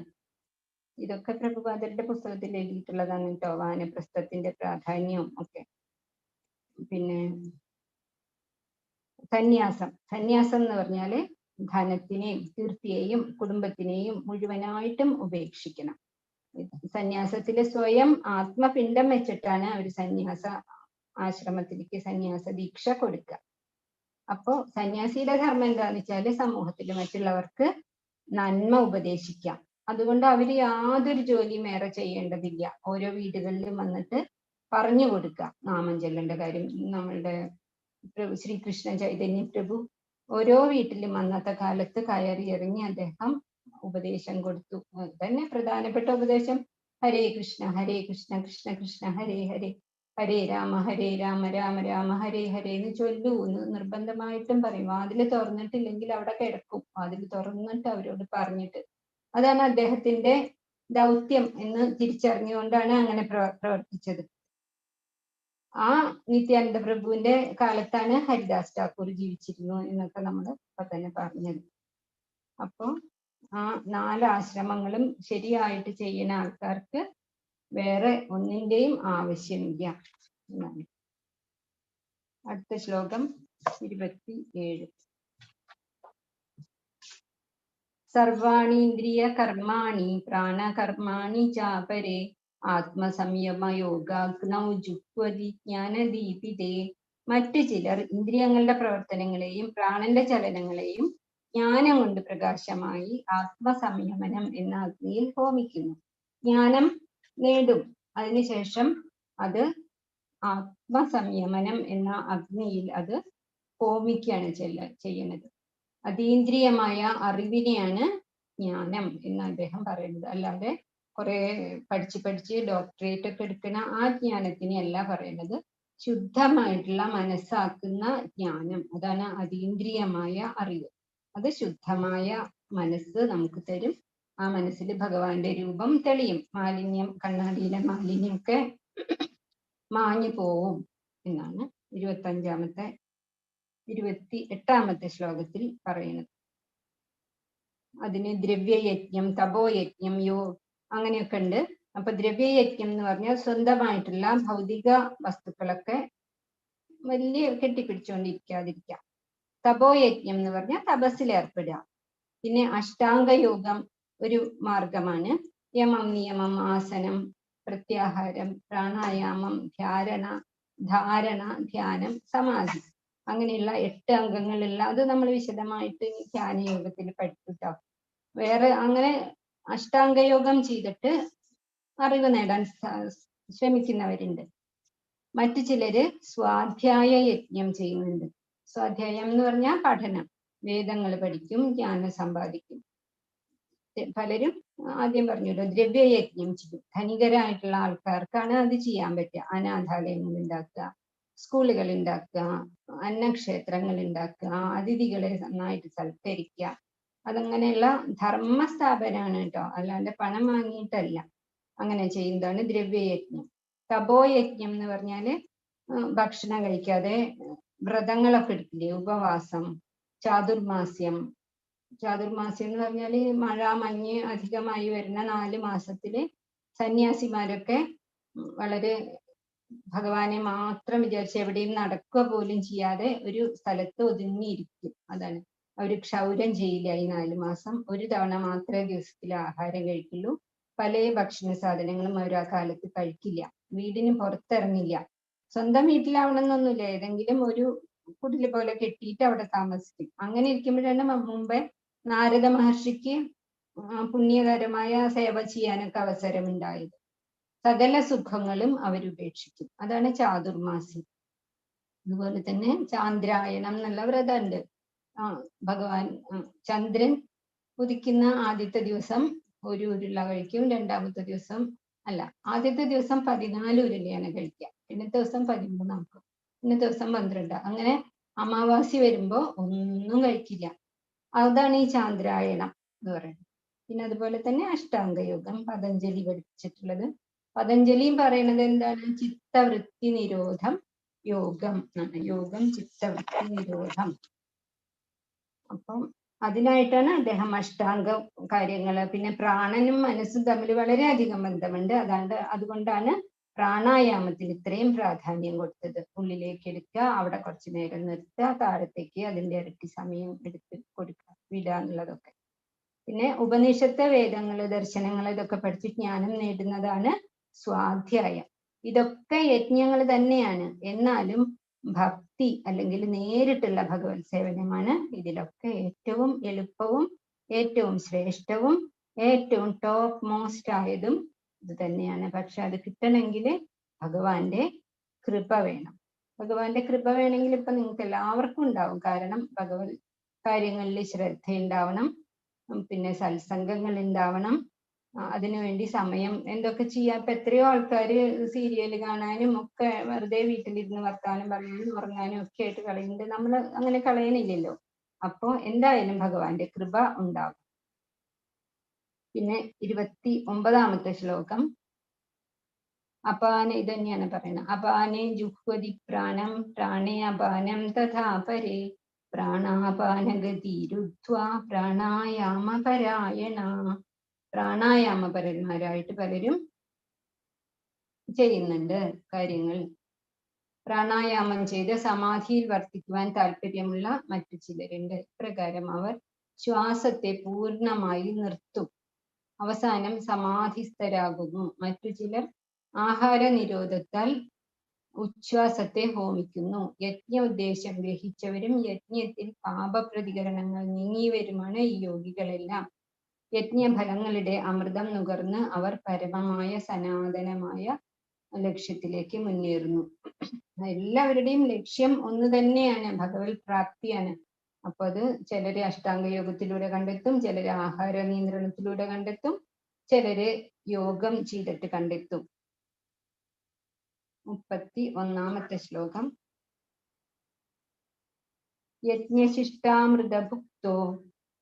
യജ്ഞശിഷ്ടാമൃതഭുജോ യാന്തി ബ്രഹ്മ സനാതനം നായം ലോകോസ്യ യജ്ഞസ്യ കുതോന്യ കുരു സത്തമാ.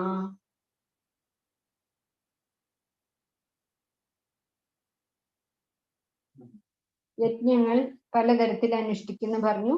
അപ്പൊ പാപങ്ങൾ അകറ്റിയവര് തന്നെയാണ് ഇവരൊക്കെ. ചുരുക്കി പറഞ്ഞാൽ ഇന്ദ്രിയ നിയന്ത്രണം, ആഹാര നിയന്ത്രണം, ശ്വാസ നിയന്ത്രണം ഒക്കെ അനുഷ്ഠിച്ചിട്ട് കൽമഷങ്ങൾ അകന്നവര്. കൽമഷം എന്ന് പറഞ്ഞാൽ പാപം. അവർ എന്തൊക്കെ ബുദ്ധിമുട്ടുകൾ അനുഭവിച്ചാലും അതൊക്കെ പൂർവജന്മ കർമ്മങ്ങൾ മാറിപ്പോകുന്നതാണ് എന്ന് അവർക്കറിയും. അതുകൊണ്ട് തന്നെ അവരതിൽ പരിഭവം പറയുകയില്ല. ഒടുവിൽ ഇതൊക്കെ എന്തിനാണ്? ഭഗവാന്റെ ധാമത്തിലേക്ക് എത്താനുള്ളതാണ് എന്ന് അവർക്ക് അറിയാൻ പറ്റും. യജ്ഞമൊന്നും അനുഷ്ഠിക്കാതെ, ഭഗവതർപ്പണ കർമ്മങ്ങളൊന്നുമില്ലാതെ, ഒന്നും പങ്കുവെക്കാതെ ഒരാൾക്കും ഈ ലോകത്തിൽ സന്തോഷം ലഭിക്കില്ല. താൽക്കാലികമായിട്ട് എന്തെങ്കിലും ചിരിക്കാനൊക്കെ പറ്റുമായിരിക്കും, പക്ഷെ കിട്ടില്ല. പിന്നെയാണ് പരലോകത്ത് സദ്ഗതി കിട്ടുന്ന കാര്യം പറയുന്നത്. കൃഷ്ണഭക്തിയോട് കൂടിയ ജീവിതം അല്ലെങ്കിൽ കൃഷ്ണ അവബോധമാണ് എല്ലാ പ്രശ്നങ്ങൾക്കുമുള്ള പരിഹാരം. ഓരോരുത്തർക്കും അനുയോജ്യമായ കുറെ മാർഗങ്ങൾ ഇപ്പൊ ഭഗവാൻ ഇവിടെ പറഞ്ഞു തന്നു. അത് വേദങ്ങളിലൊക്കെ പറഞ്ഞിട്ടുള്ളത് തന്നെയാണ്. ഇതറിഞ്ഞിട്ട് നമ്മൾ മുന്നേറുക നമ്മളുടെ ഈ ആധ്യാത്മിക പാതയിലൂടെ. ശരീരത്തിന്റെ സുഖവും ഭക്ഷണത്തിനോടുള്ള ആസക്തിയും സംഭാഷണവും ഉറക്കവും ഞാൻ എൻ്റെ എന്നുള്ള വിചാരവും ഇതൊക്കെ കുറച്ച് കുറയ്ക്കണം. എന്നിട്ട് അതിൻ്റെ മേലെ ഉയരണം. ജ്ഞാനത്തിനാണ് ഏറ്റവും മഹത്വം. ആ ജ്ഞാനം കൊണ്ട് അറിയേണ്ടത് ഭഗവാനെയാണ്. അങ്ങനെ 23ാമത്തെ ശ്ലോകം മുതൽ ഇതുവരെ ഭഗവാൻ ഈ യജ്ഞങ്ങളുടെ ഭഗവാനെ അറിയേണ്ട വിധത്തിന്റെ ഒക്കെ കാര്യങ്ങൾ പറയണം. ഇനി ഗുരുവിന്റെ ആവശ്യമാണ് ഭഗവാൻ പറഞ്ഞു തരുന്നത്. ഏവം ബഹുവിധാ യജ്ഞ വിദദാ ബ്രഹ്മണോ മുഖേ കർമ്മജാൻ വിദ്ധിതാൻ സർവാൻ ഏവം ജ്ഞാത്വാ വിമോക്ഷസേ ശ്രേയാൻ ദ്രവ്യമയാദി യജ്ഞാൻ ജ്ഞാനയജ്ഞ പരം തപ സർവം കർമാഖിലം പാർത്ഥ ജ്ഞാനേ പരിസമാപ്യതേ. ഇതൊക്കെ ബുദ്ധിമുട്ടൊന്നുമില്ല. വീണ്ടും വീണ്ടും വായിച്ചാൽ മതി, വേഗത്തിൽ മനസ്സിലാവും. അതിന്റെ വ്യാഖ്യാനം കൂടി നോക്കിയാല് നമ്മൾ ഈ പറയുന്നതും കൂടി ശ്രദ്ധിച്ചാല് ഒരു വിഷമമില്ല മനസ്സിലാക്കാൻ. പക്ഷെ ആവർത്തിച്ച് വായിക്കണം, മനനം ചെയ്യും വേണം. അപ്പൊ നമുക്ക് ഭഗവാൻ എന്താ പറഞ്ഞിട്ടുള്ളതെന്ന് മനസ്സിലാവും. തദ് വിദ്ധി പ്രണിപാതേന പരിപ്രശ്നേന സേവയാ ഉപദേക്ഷ്യന്തി തേ ജ്ഞാനം ജ്ഞാനിന തത്വദർശിന. ഗുരുക്കന്മാരെ പ്രണിപാതേന നമസ്കരിക്കണം, പരിപ്രശ്നേന ചോദ്യങ്ങൾ ചോദിക്കണം, സേവയ ശുശ്രൂഷ കൊണ്ട് പ്രസാദിപ്പിക്കണം. അങ്ങനെ തത്വത്തെ പ്രത്യക്ഷമായി തത്വദർശികളാണ് അവര്. നമുക്ക് അവര് വഴി കാണിച്ചു തരും. നമ്മളുടെ പ്രാർത്ഥനാ ശ്ലോകം തന്നെ അതാണ്. ഗുരു അജ്ഞാനതിമിരാന്ധസ്യ ജ്ഞാനാഞ്ജനശലാകയ ചക്ഷുരുന്മീലിതം. അജ്ഞാനത്തിൽ മുങ്ങിക്കിടക്കുന്ന നമ്മളുടെ കണ്ണുകളെ ജ്ഞാനമാകുന്ന അഗ്നി കൊണ്ട് അവര് തെളിയിച്ചു തരും. തമസോമ ജ്യോതിർഗമയ എന്ന് പറയുന്ന പോലെ തന്നെ. ഹലോ മാതാജി. ഹരേ കൃഷ്ണ. ഹരേ കൃഷ്ണ, പറഞ്ഞോളൂ.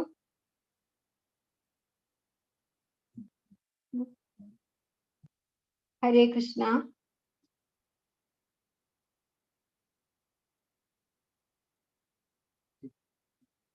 രതീഷ് ചന്ദ്രൻ പറഞ്ഞോളൂ പ്രഭു.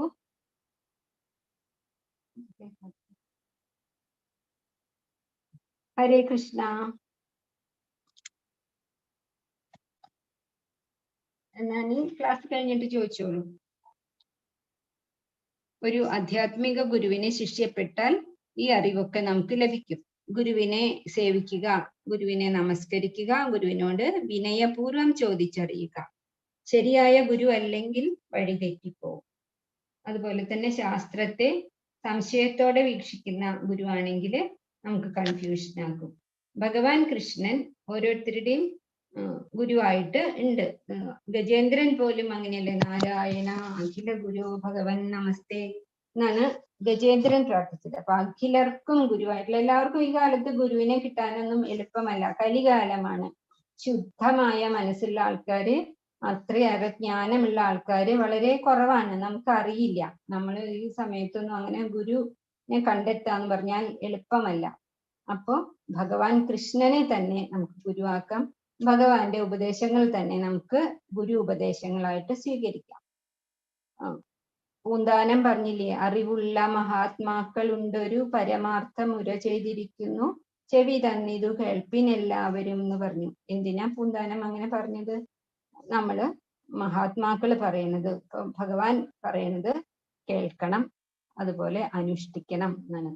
അതിന് ജാതിയോ മതമോ ഒന്നും ബാധകമല്ല.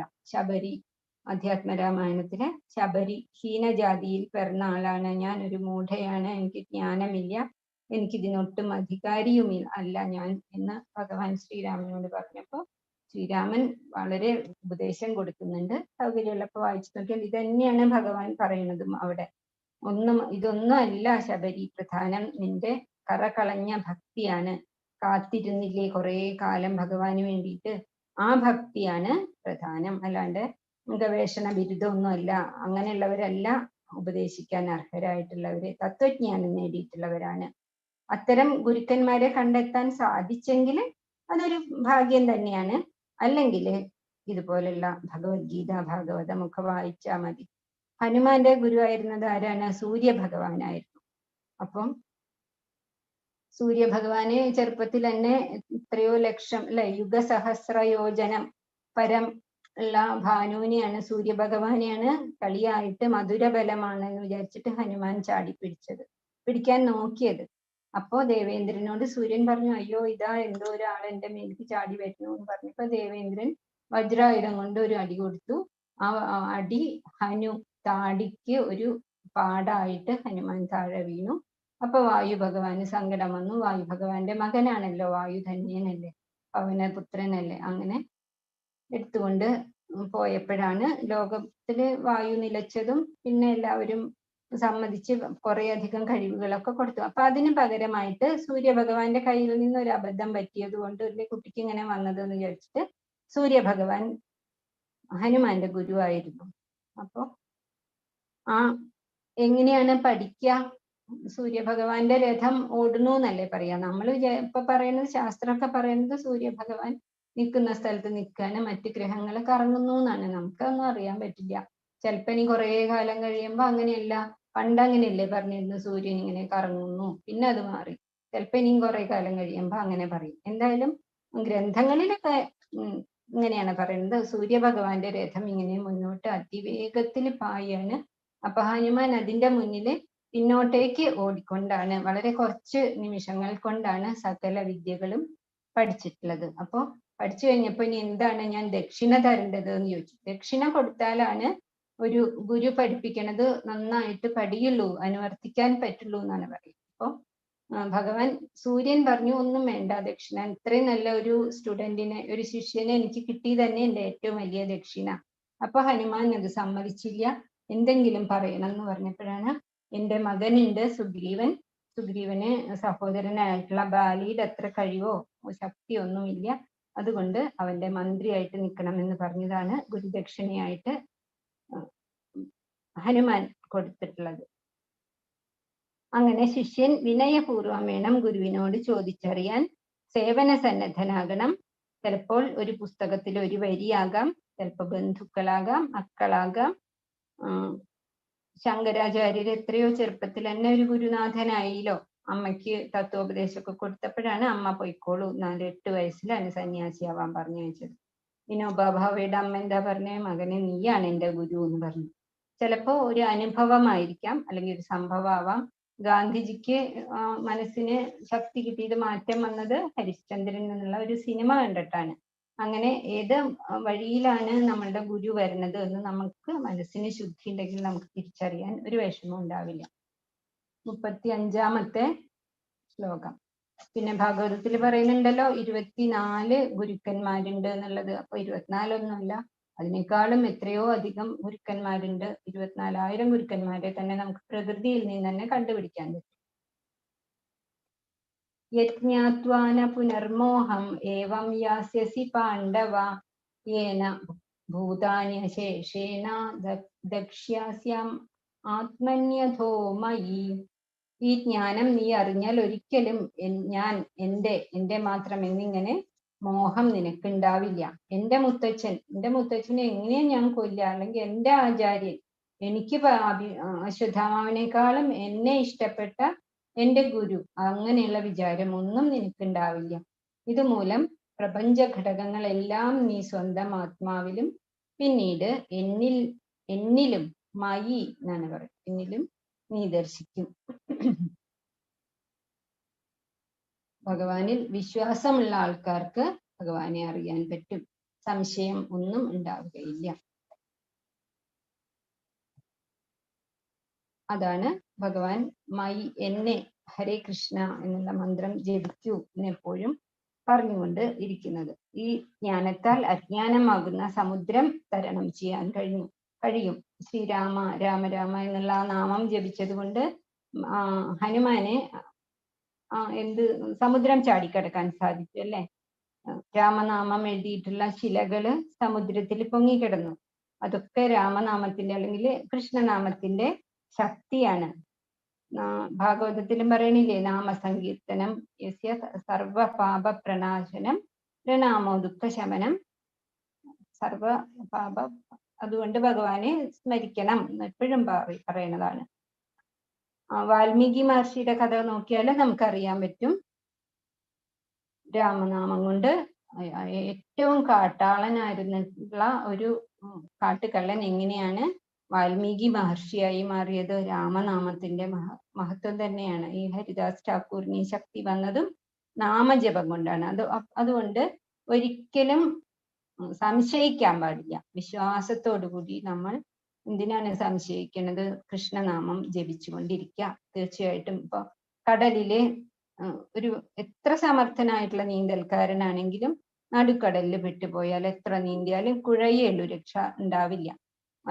കൃഷ്ണഭക്തി അല്ലെങ്കിൽ എന്തെങ്കിലും വിശ്വാസം മുറുകെ പിടിച്ചിട്ടുള്ള ആളാണെങ്കിൽ അവിടെ രക്ഷയ്ക്കായിട്ട് ഒരു ഹെലികോപ്റ്ററോ കപ്പലോ എത്താതിരിക്കില്ല. അതാണ് ഭവാബ്ദി ഗോഷ്പദമായി മാറും എന്ന് പറയുന്നത്. ഭവസാഗരമാകുന്ന ഈ സമുദ്രം വെറും ഒരു പശുക്കുളമ്പിലെ ജലമായിട്ട് മാറും. അപ്പം നമ്മളുടെ ആ നാമജപം സർവകർമ്മഫലത്തെയും ഭസ്മമാക്കും. കഴിഞ്ഞ ജന്മത്തിലെയും ഈ ജന്മത്തിലെയും ഒക്കെ പാപങ്ങള് വിത്തുകളായിട്ട് ഇങ്ങനെ നമ്മളുടെ ഉള്ളിൽ നമ്മൾ കൊണ്ടുവന്നിട്ടുണ്ട്. അത് ആ വിത്തിനെ ഭക്തിയുടെ അഗ്നി വറക്കും.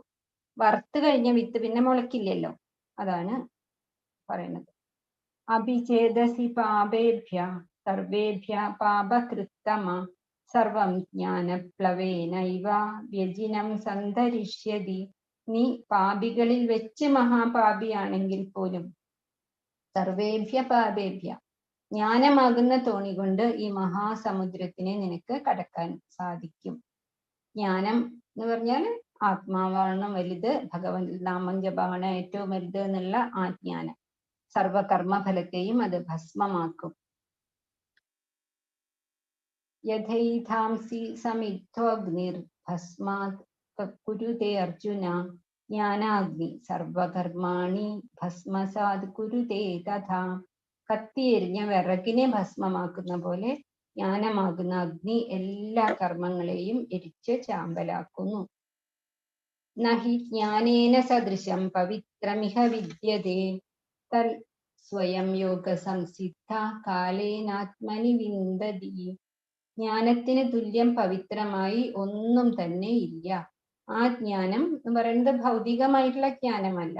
ചിരകാലം കൊണ്ട് മനസ്സിന്റെ സമനില അഭ്യസിച്ച് പാകപ്പെട്ട ആൾ സ്വയം തന്നെ അനുഭവിച്ച് അറിയണതാണ് ആ ജ്ഞാനം. ഭഗവാനെ കുറിച്ചിട്ടുള്ള അറിവാണ് ജ്ഞാനം എന്നിവിടെ പറയുന്നത്. പഠിപ്പുകൊണ്ട് നേടിയെടുക്കാൻ പറ്റുന്നതല്ല അത്. ശ്രീരാമകൃഷ്ണ പരമഹംസര്, രമണ മഹർഷി, ഇപ്പൊ പറഞ്ഞ പോലെ ശബരി, അവർക്കൊന്നും ഒരു പഠിപ്പോ ഒന്നും ഉണ്ടായിരുന്നില്ല. പക്ഷെ അവരുടെ അത്ര ജ്ഞാനികളായിട്ട് ആരാണ്ടാവുക? എത്രയോ അധികം ആൾക്കാരാണ് അവരുടെ അടുത്തുനിന്ന് ജ്ഞാനം സിദ്ധിച്ചിട്ടുള്ളത് അല്ലെ. നമ്മുടെ വിവേകാനന്ദ സ്വാമികള് ആരെയാണ്? അദ്ദേഹം നല്ല വിദ്യാഭ്യാസവും ഇംഗ്ലീഷ് വിദ്യാഭ്യാസവും ഉള്ള ആളാണ്. പക്ഷെ ഒരറിവോ പഠിപ്പോ ഇല്ലാത്ത ശ്രീരാമകൃഷ്ണ പരമഹംസരെയാണ് ഗുരുവായിട്ട് സ്വീകരിച്ചിരുന്നത്. ഞാൻ ഈ പറയണതെല്ലാം എൻ്റെ ഗുരുവിന്റെ വാക്കുകളാണ് എന്നാണ് എപ്പോഴും അദ്ദേഹം പറഞ്ഞുകൊണ്ടിരുന്നത്. പിന്നെ 39-ാമത്തെ ശ്ലോകം. ആർക്കാണ് അങ്ങനെയുള്ള ജ്ഞാനം ലഭിക്കുക എന്നുള്ളതിന്റെ ഉത്തരമാണ് ശ്രദ്ധാവാൻ ലഭതേ ജ്ഞാനം. ശ്രദ്ധാവാൻ ലഭതേ ജ്ഞാനം തത്പര സംയതേന്ദ്രിയ ജ്ഞാനം ലബ്ധ്വാ പരാം ശാന്തിം അചിരേനാധിഗച്ഛതി. അചിരേന വൈകാതെ തന്നെ കിട്ടും ജ്ഞാനം. ആർക്ക്? ശ്രദ്ധാവാന്. ശ്രദ്ധ ഉണ്ടാവണം, അതിലേക്ക് മാത്രം ശ്രദ്ധിച്ചിരിക്കണം. അല്ലാതെ സീരിയൽ കാണുമ്പോ അല്ലെങ്കിൽ വേറെ എന്തെങ്കിലും വർത്തമാനം പറയുമ്പോ ഒക്കെ അങ്ങനെ കൈകൊണ്ട് ജപിച്ചാൽ പറ്റില്ല. വളരെ ശ്രദ്ധയോട് കൂടിയിട്ട് വേണം ഭഗവാനെ ആലോചിച്ച് പ്രാർത്ഥിക്കാനും ജപിക്കാനും ധ്യാനിക്കാനും ഒക്കെ. ജ്ഞാനൈകനിഷ്ഠൻ, ജ്ഞാനം ഉണ്ടാവണം എന്നുള്ള ഒരു നിഷ്ഠ ഉണ്ടാവണം, ഒരു ഉദ്ദേശം. വ്യവസായാത്മിക ബുദ്ധി എന്ന് പറഞ്ഞില്ലേ, ബുദ്ധി അതിൽ ഏകാഗ്രമാവണം.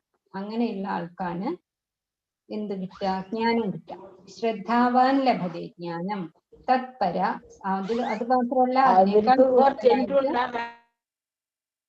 സംയതേന്ദ്രിയനാവണം. പിന്നെ ആ ജ്ഞാനം ലഭിച്ചാലോ, ജ്ഞാനം ലബ്ധ്വാ എന്തുണ്ടാവും? പരാം ശാന്തി, പരമമായ ശാന്തി ഉണ്ടാവും. അചിരേണ, വേഗത്തിൽ തന്നെ ലഭിക്കും. അതുകൊണ്ട് ശ്രദ്ധയോടുകൂടി അറിയണം എന്നുള്ള ഉറച്ച ലക്ഷ്യത്തോടുകൂടി ഇന്ദ്രിയങ്ങളെ അടക്കി ജ്ഞാനം നീ സമ്പാദിക്കണം. അതോടെ നിനക്ക് ശാന്തിയെ പ്രാപിക്കാൻ സാധിക്കും. അർജുനനെ എന്ന് പറഞ്ഞ എല്ലാ മനുഷ്യന്മാർക്കും വേണ്ടിയിട്ടാണ് ഭഗവാനോട് അത് പറയുന്നത്. അജ്ഞശ്ചാശ്രദ്ധാനശ്ച സംശയാത്മാ വിനശ്യതി നായം ലോകോസ്തി ന പരോ ന സുഖം സംശയാത്മന. ഗുരുവിന്റെ മഹത്വം ഇപ്പൊ പറഞ്ഞല്ലോ. അങ്ങനെയുള്ള ഗുരുവചനങ്ങളിലൊന്നും വിശ്വാസമില്ല, എപ്പോഴും സംശയമാണ്. അങ്ങനെയുള്ള സംശയാത്മാവ് നശിക്കുക തന്നെ ചെയ്യും. അയാൾക്ക് ഈ ലോകം ഉണ്ടാവില്ല, പരലോകം ഉണ്ടാവില്ല. നായം ലോകോ അസ്തി ന പരോ. പരലോകം ഉണ്ടാവില്ല, ഈ ലോകം ഉണ്ടാവില്ല. സുഖം എന്ന് പറഞ്ഞാൽ എന്താണ് എന്ന് തന്നെ അയാൾക്ക് അറിയില്ല. അറിവില്ലാത്തവനും ശ്രദ്ധയില്ലാത്തവനും സംശയാത്മാവും തീർച്ചയായിട്ടും ഈ ലോകയാത്രയില് വീണു പോകും. അവർക്ക് ഈ ലോകമില്ല, പരലോകമില്ല, സുഖമില്ല, സമാധാനമില്ല, ശാന്തിയൊന്നും കിട്ടില്ല. എന്തൊക്കെ നമ്മൾ കാണാതെ തന്നെ വിശ്വസിക്കുന്നുണ്ട് അല്ലെ. H2O2 ഒക്കെ കൂടിയിട്ട് വെള്ളം ഉണ്ടാകുന്നു, ഹൈഡ്രജനും ഓക്സിജനും കൂടിയിട്ട് വെള്ളം ഉണ്ടാകുന്നു എന്നുള്ളത് നമുക്ക് പരീക്ഷിച്ചറിഞ്ഞിട്ടൊന്നും അല്ലല്ലോ, നമ്മൾ വിശ്വസിക്കുന്നുണ്ട്. അല്ലെങ്കിൽ ഭൂമിയുടെ ഭ്രമണത്തിന്റെ വേഗത ഇത്രയാണ് എന്ന് പറയുമ്പോൾ, അല്ലെങ്കിൽ ഹിമാലയത്തിന്റെ ഉയരം 8,900 മീറ്റർ ആണ് എന്ന് പറഞ്ഞാൽ അത് നമ്മൾ വിശ്വസിക്കും. പഴയ രാജാക്കന്മാരുടെ ഭരണപരിഷ്കാരങ്ങൾ അവരത് ചെയ്തു ഇത് ചെയ്തു എന്നൊക്കെ പറയുമ്പോൾ ഒരു സംശയമില്ല, നമ്മൾ പഠിക്കും, വിശ്വസിക്കും, പരീക്ഷ എഴുതി മാർക്കൊക്കെ കിട്ടും. അതിനേക്കാളും എത്രയോ വലിയ കാര്യങ്ങളാണ് ഈ ഭഗവത്ഗീതയിൽ ഭഗവാൻ പറയുന്നത്. പിന്നെ അതിനെന്തിനാണ് സംശയിക്കുന്നത്, അത് വിശ്വസിക്കുക വേണം. ഇത്ര ചെറിയൊരു കുട്ടി, ആ കുട്ടിക്ക് എങ്ങനെയാണ് ചെറുവിരൽ കൊണ്ട്, ഇടത്തെ കൈയിന്റെ ചെറുവിരൽ കൊണ്ട് ഒരു പർവ്വതം പൊക്കാൻ സാധിക്കോ? അങ്ങനെയുള്ള ഒരു കെട്ടിയിട്ടിട്ടുള്ള ഒരലിനെ ഒരു എന്തുപോലെ ഏലസ് പോലെ ഭഗവാൻ നടന്ന് നടന്ന് 2 മരങ്ങളെ വീഴ്ത്തി എന്നൊക്കെ പറയണത് ശരിയാണോ? അങ്ങനെയുള്ള സംശയം ഒന്നും തോന്നില്ല. അപ്പോ നമ്മൾ ഭഗവാന്റെ വാക്കുകളിൽ വിശ്വസിക്കണം, ഭഗവാന്റെ കഥകളിൽ വിശ്വസിക്കണം. അതാണ് ഈ അധ്യായത്തിൽ തന്നെ 9ാമത്തെ ശ്ലോകം പ്രധാനപ്പെട്ട ശ്ലോകമാണെന്ന് പറഞ്ഞില്ലേ. ജന്മ കർമ്മച മേ ദിവ്യം, തത്വത്തിൽ അറിയണം. എൻ്റെ ദിവ്യമായ ജന്മത്തെയും കർമ്മത്തെയും നിങ്ങൾ അറിയണം. അതാണ് ശാന്തി ഉണ്ടാവാനുള്ള, പുനർജന്മം ഇല്ലാതിരിക്കാനുള്ള വഴി എന്ന് ഭഗവാൻ പറഞ്ഞ 9ാമത്തെ ശ്ലോകം വളരെ പ്രധാനം തന്നെയാണ്. 41ാമത്തെ ശ്ലോകം യോഗസംന്യസ്ത കർമാണം ജ്ഞാന സംഛിന്ന സംശയം ആത്മവന്തം ന കർമാണി നിബധ്നതി ധനഞ്ജയ. ധനഞ്ജയ, അർജുന, യോഗദ്വാര കർമ്മങ്ങളെ ഭഗവാനിൽ സമർപ്പിച്ചവനും ജ്ഞാനം കൊണ്ട് സംശയങ്ങളെല്ലാം ഛേദിച്ചവനുമായ ബ്രഹ്മനിഷ്ഠനെ ശരീരം കൊണ്ടുള്ള കർമ്മങ്ങൾ ബന്ധിക്കുന്നതേയില്ല. ശരീരം വീഴുന്നത് വരെ കർമ്മങ്ങൾ ചെയ്തുകൊണ്ട് തന്നെ ഇരിക്കണം. ആ ആൾക്ക് സംശയങ്ങൾ ഉണ്ടാവില്ല, ജ്ഞാനിയായിരിക്കും. ആധ്യാത്മിക ജ്ഞാനത്തിന്റെ കാര്യമാണ് കേട്ടോ പറയുന്നത്. അവര് ഭഗവാനോട് അടുത്തുകൊണ്ടേയിരിക്കും. തസ്മാത്, അവസാനത്തെ ശ്ലോകമാണ്. തസ്മാത് എന്ന് പറഞ്ഞാല് അതുകൊണ്ട്. അതുകൊണ്ട് ഭഗവാൻ അവസാനിപ്പിക്കാൻ ഇവിടെ ഈ അധ്യായം തസ്മാത് അജ്ഞാന സംഭൂതം വൃത്തം ജ്ഞാനാസിനാത്മന ചിത്വൈനം സംശയം യോഗം ആധിഷ്ഠ ഉത്തിഷ്ഠ ഭാരത. ഭാരത, അർജുന, അതുകൊണ്ട് അജ്ഞാനത്തിൽ നിന്ന് ജനിച്ചതും ഹൃദയത്തിൽ സ്ഥിതി ചെയ്യുന്നതുമായ നിന്റെ സംശയത്തിന്, അങ്ങനെ വേണോ ഇങ്ങനെ വേണോ, ഞാൻ എന്താ ചെയ്യുക, എനിക്ക് സന്യസിക്കണം എന്നൊക്കെ പറഞ്ഞ് അർജുനൻ അശ്രുപൂർണാകുലേക്ഷനായിട്ട് സങ്കടത്തോടെ ഗാന്ധീവൊക്കെ താഴെ വീണ് ശരീരമൊക്കെ വരച്ചിരുന്നില്ലേ. അതാണ് പറയുന്നത്, നിന്റെ സംശയത്തെ ജ്ഞാനമാകുന്ന ഖഡ്ഗം കൊണ്ട് ഛേദിക്കുക. എന്നിട്ട് സ്വധർമ്മം അനുഷ്ഠിക്കൂ. ഉത്തിഷ്ഠ, എഴുന്നേൽക്കൂ. അവനവന്റെ കടമയായിട്ടുള്ള ഈ യുദ്ധകളത്തിൽ എന്തിനാ നീ വന്നിട്ടുള്ളത്? യുദ്ധം ചെയ്യാനല്ലേ. യുദ്ധം ചെയ്യാനായിട്ട് എഴുന്നേൽക്കൂ എന്നാണ് അവസാനത്തെ ശ്ലോകത്തിൽ ഭഗവാൻ ഇങ്ങനെ അർജുനനെ ഉത്തേജിപ്പിക്കാണ്. അജ്ഞാനത്താൽ നിനക്കുണ്ടായ സംശയങ്ങളെ ജ്ഞാനത്തിന്റെ വാളുകൊണ്ട് അറുക്കൂ, യോഗനിഷ്ഠനാവൂ, ഏകാഗ്ര ബുദ്ധിയാകൂ, എഴുന്നേൽക്കൂ, ഉത്തിഷ്ഠ, യുദ്ധം ചെയ്യൂ എന്ന് പറയാണ് ഭഗവാൻ. ഹരേ കൃഷ്ണ.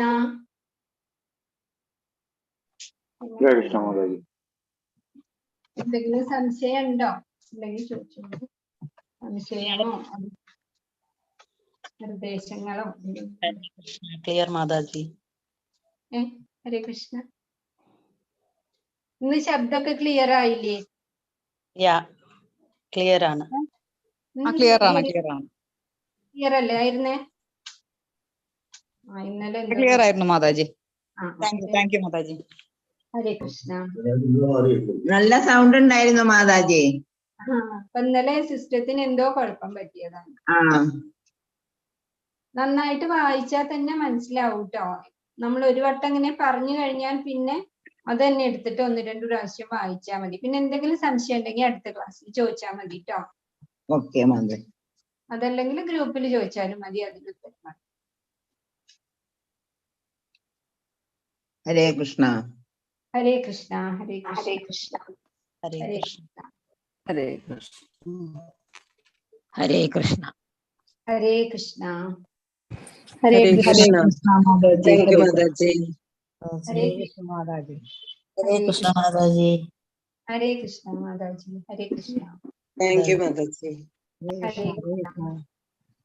ഹരേ കൃഷ്ണ മാതാജി. ഹരേ കൃഷ്ണ. ഹരേ കൃഷ്ണ മാതാജി. ഹരേ കൃഷ്ണ. ഹരേ കൃഷ്ണ. അപ്പൊ ഇനി അടുത്ത ശനിയാഴ്ച 8 മണിക്ക് 7:50 വന്ന് കുറച്ച് നാമം ചെല്ല, എന്നിട്ട് 8 മണിക്ക്. ഹരേ കൃഷ്ണ. ഹരേ കൃഷ്ണ. ക്ലാസ് നിർത്താണേ.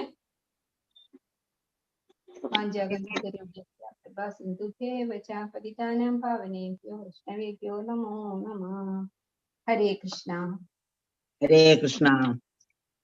ക്ലാസ് നിർത്തട്ടെ. കൃഷ്ണ ഗുരുവായൂരപ്പ. ഹരേ കൃഷ്ണ മാതാജി.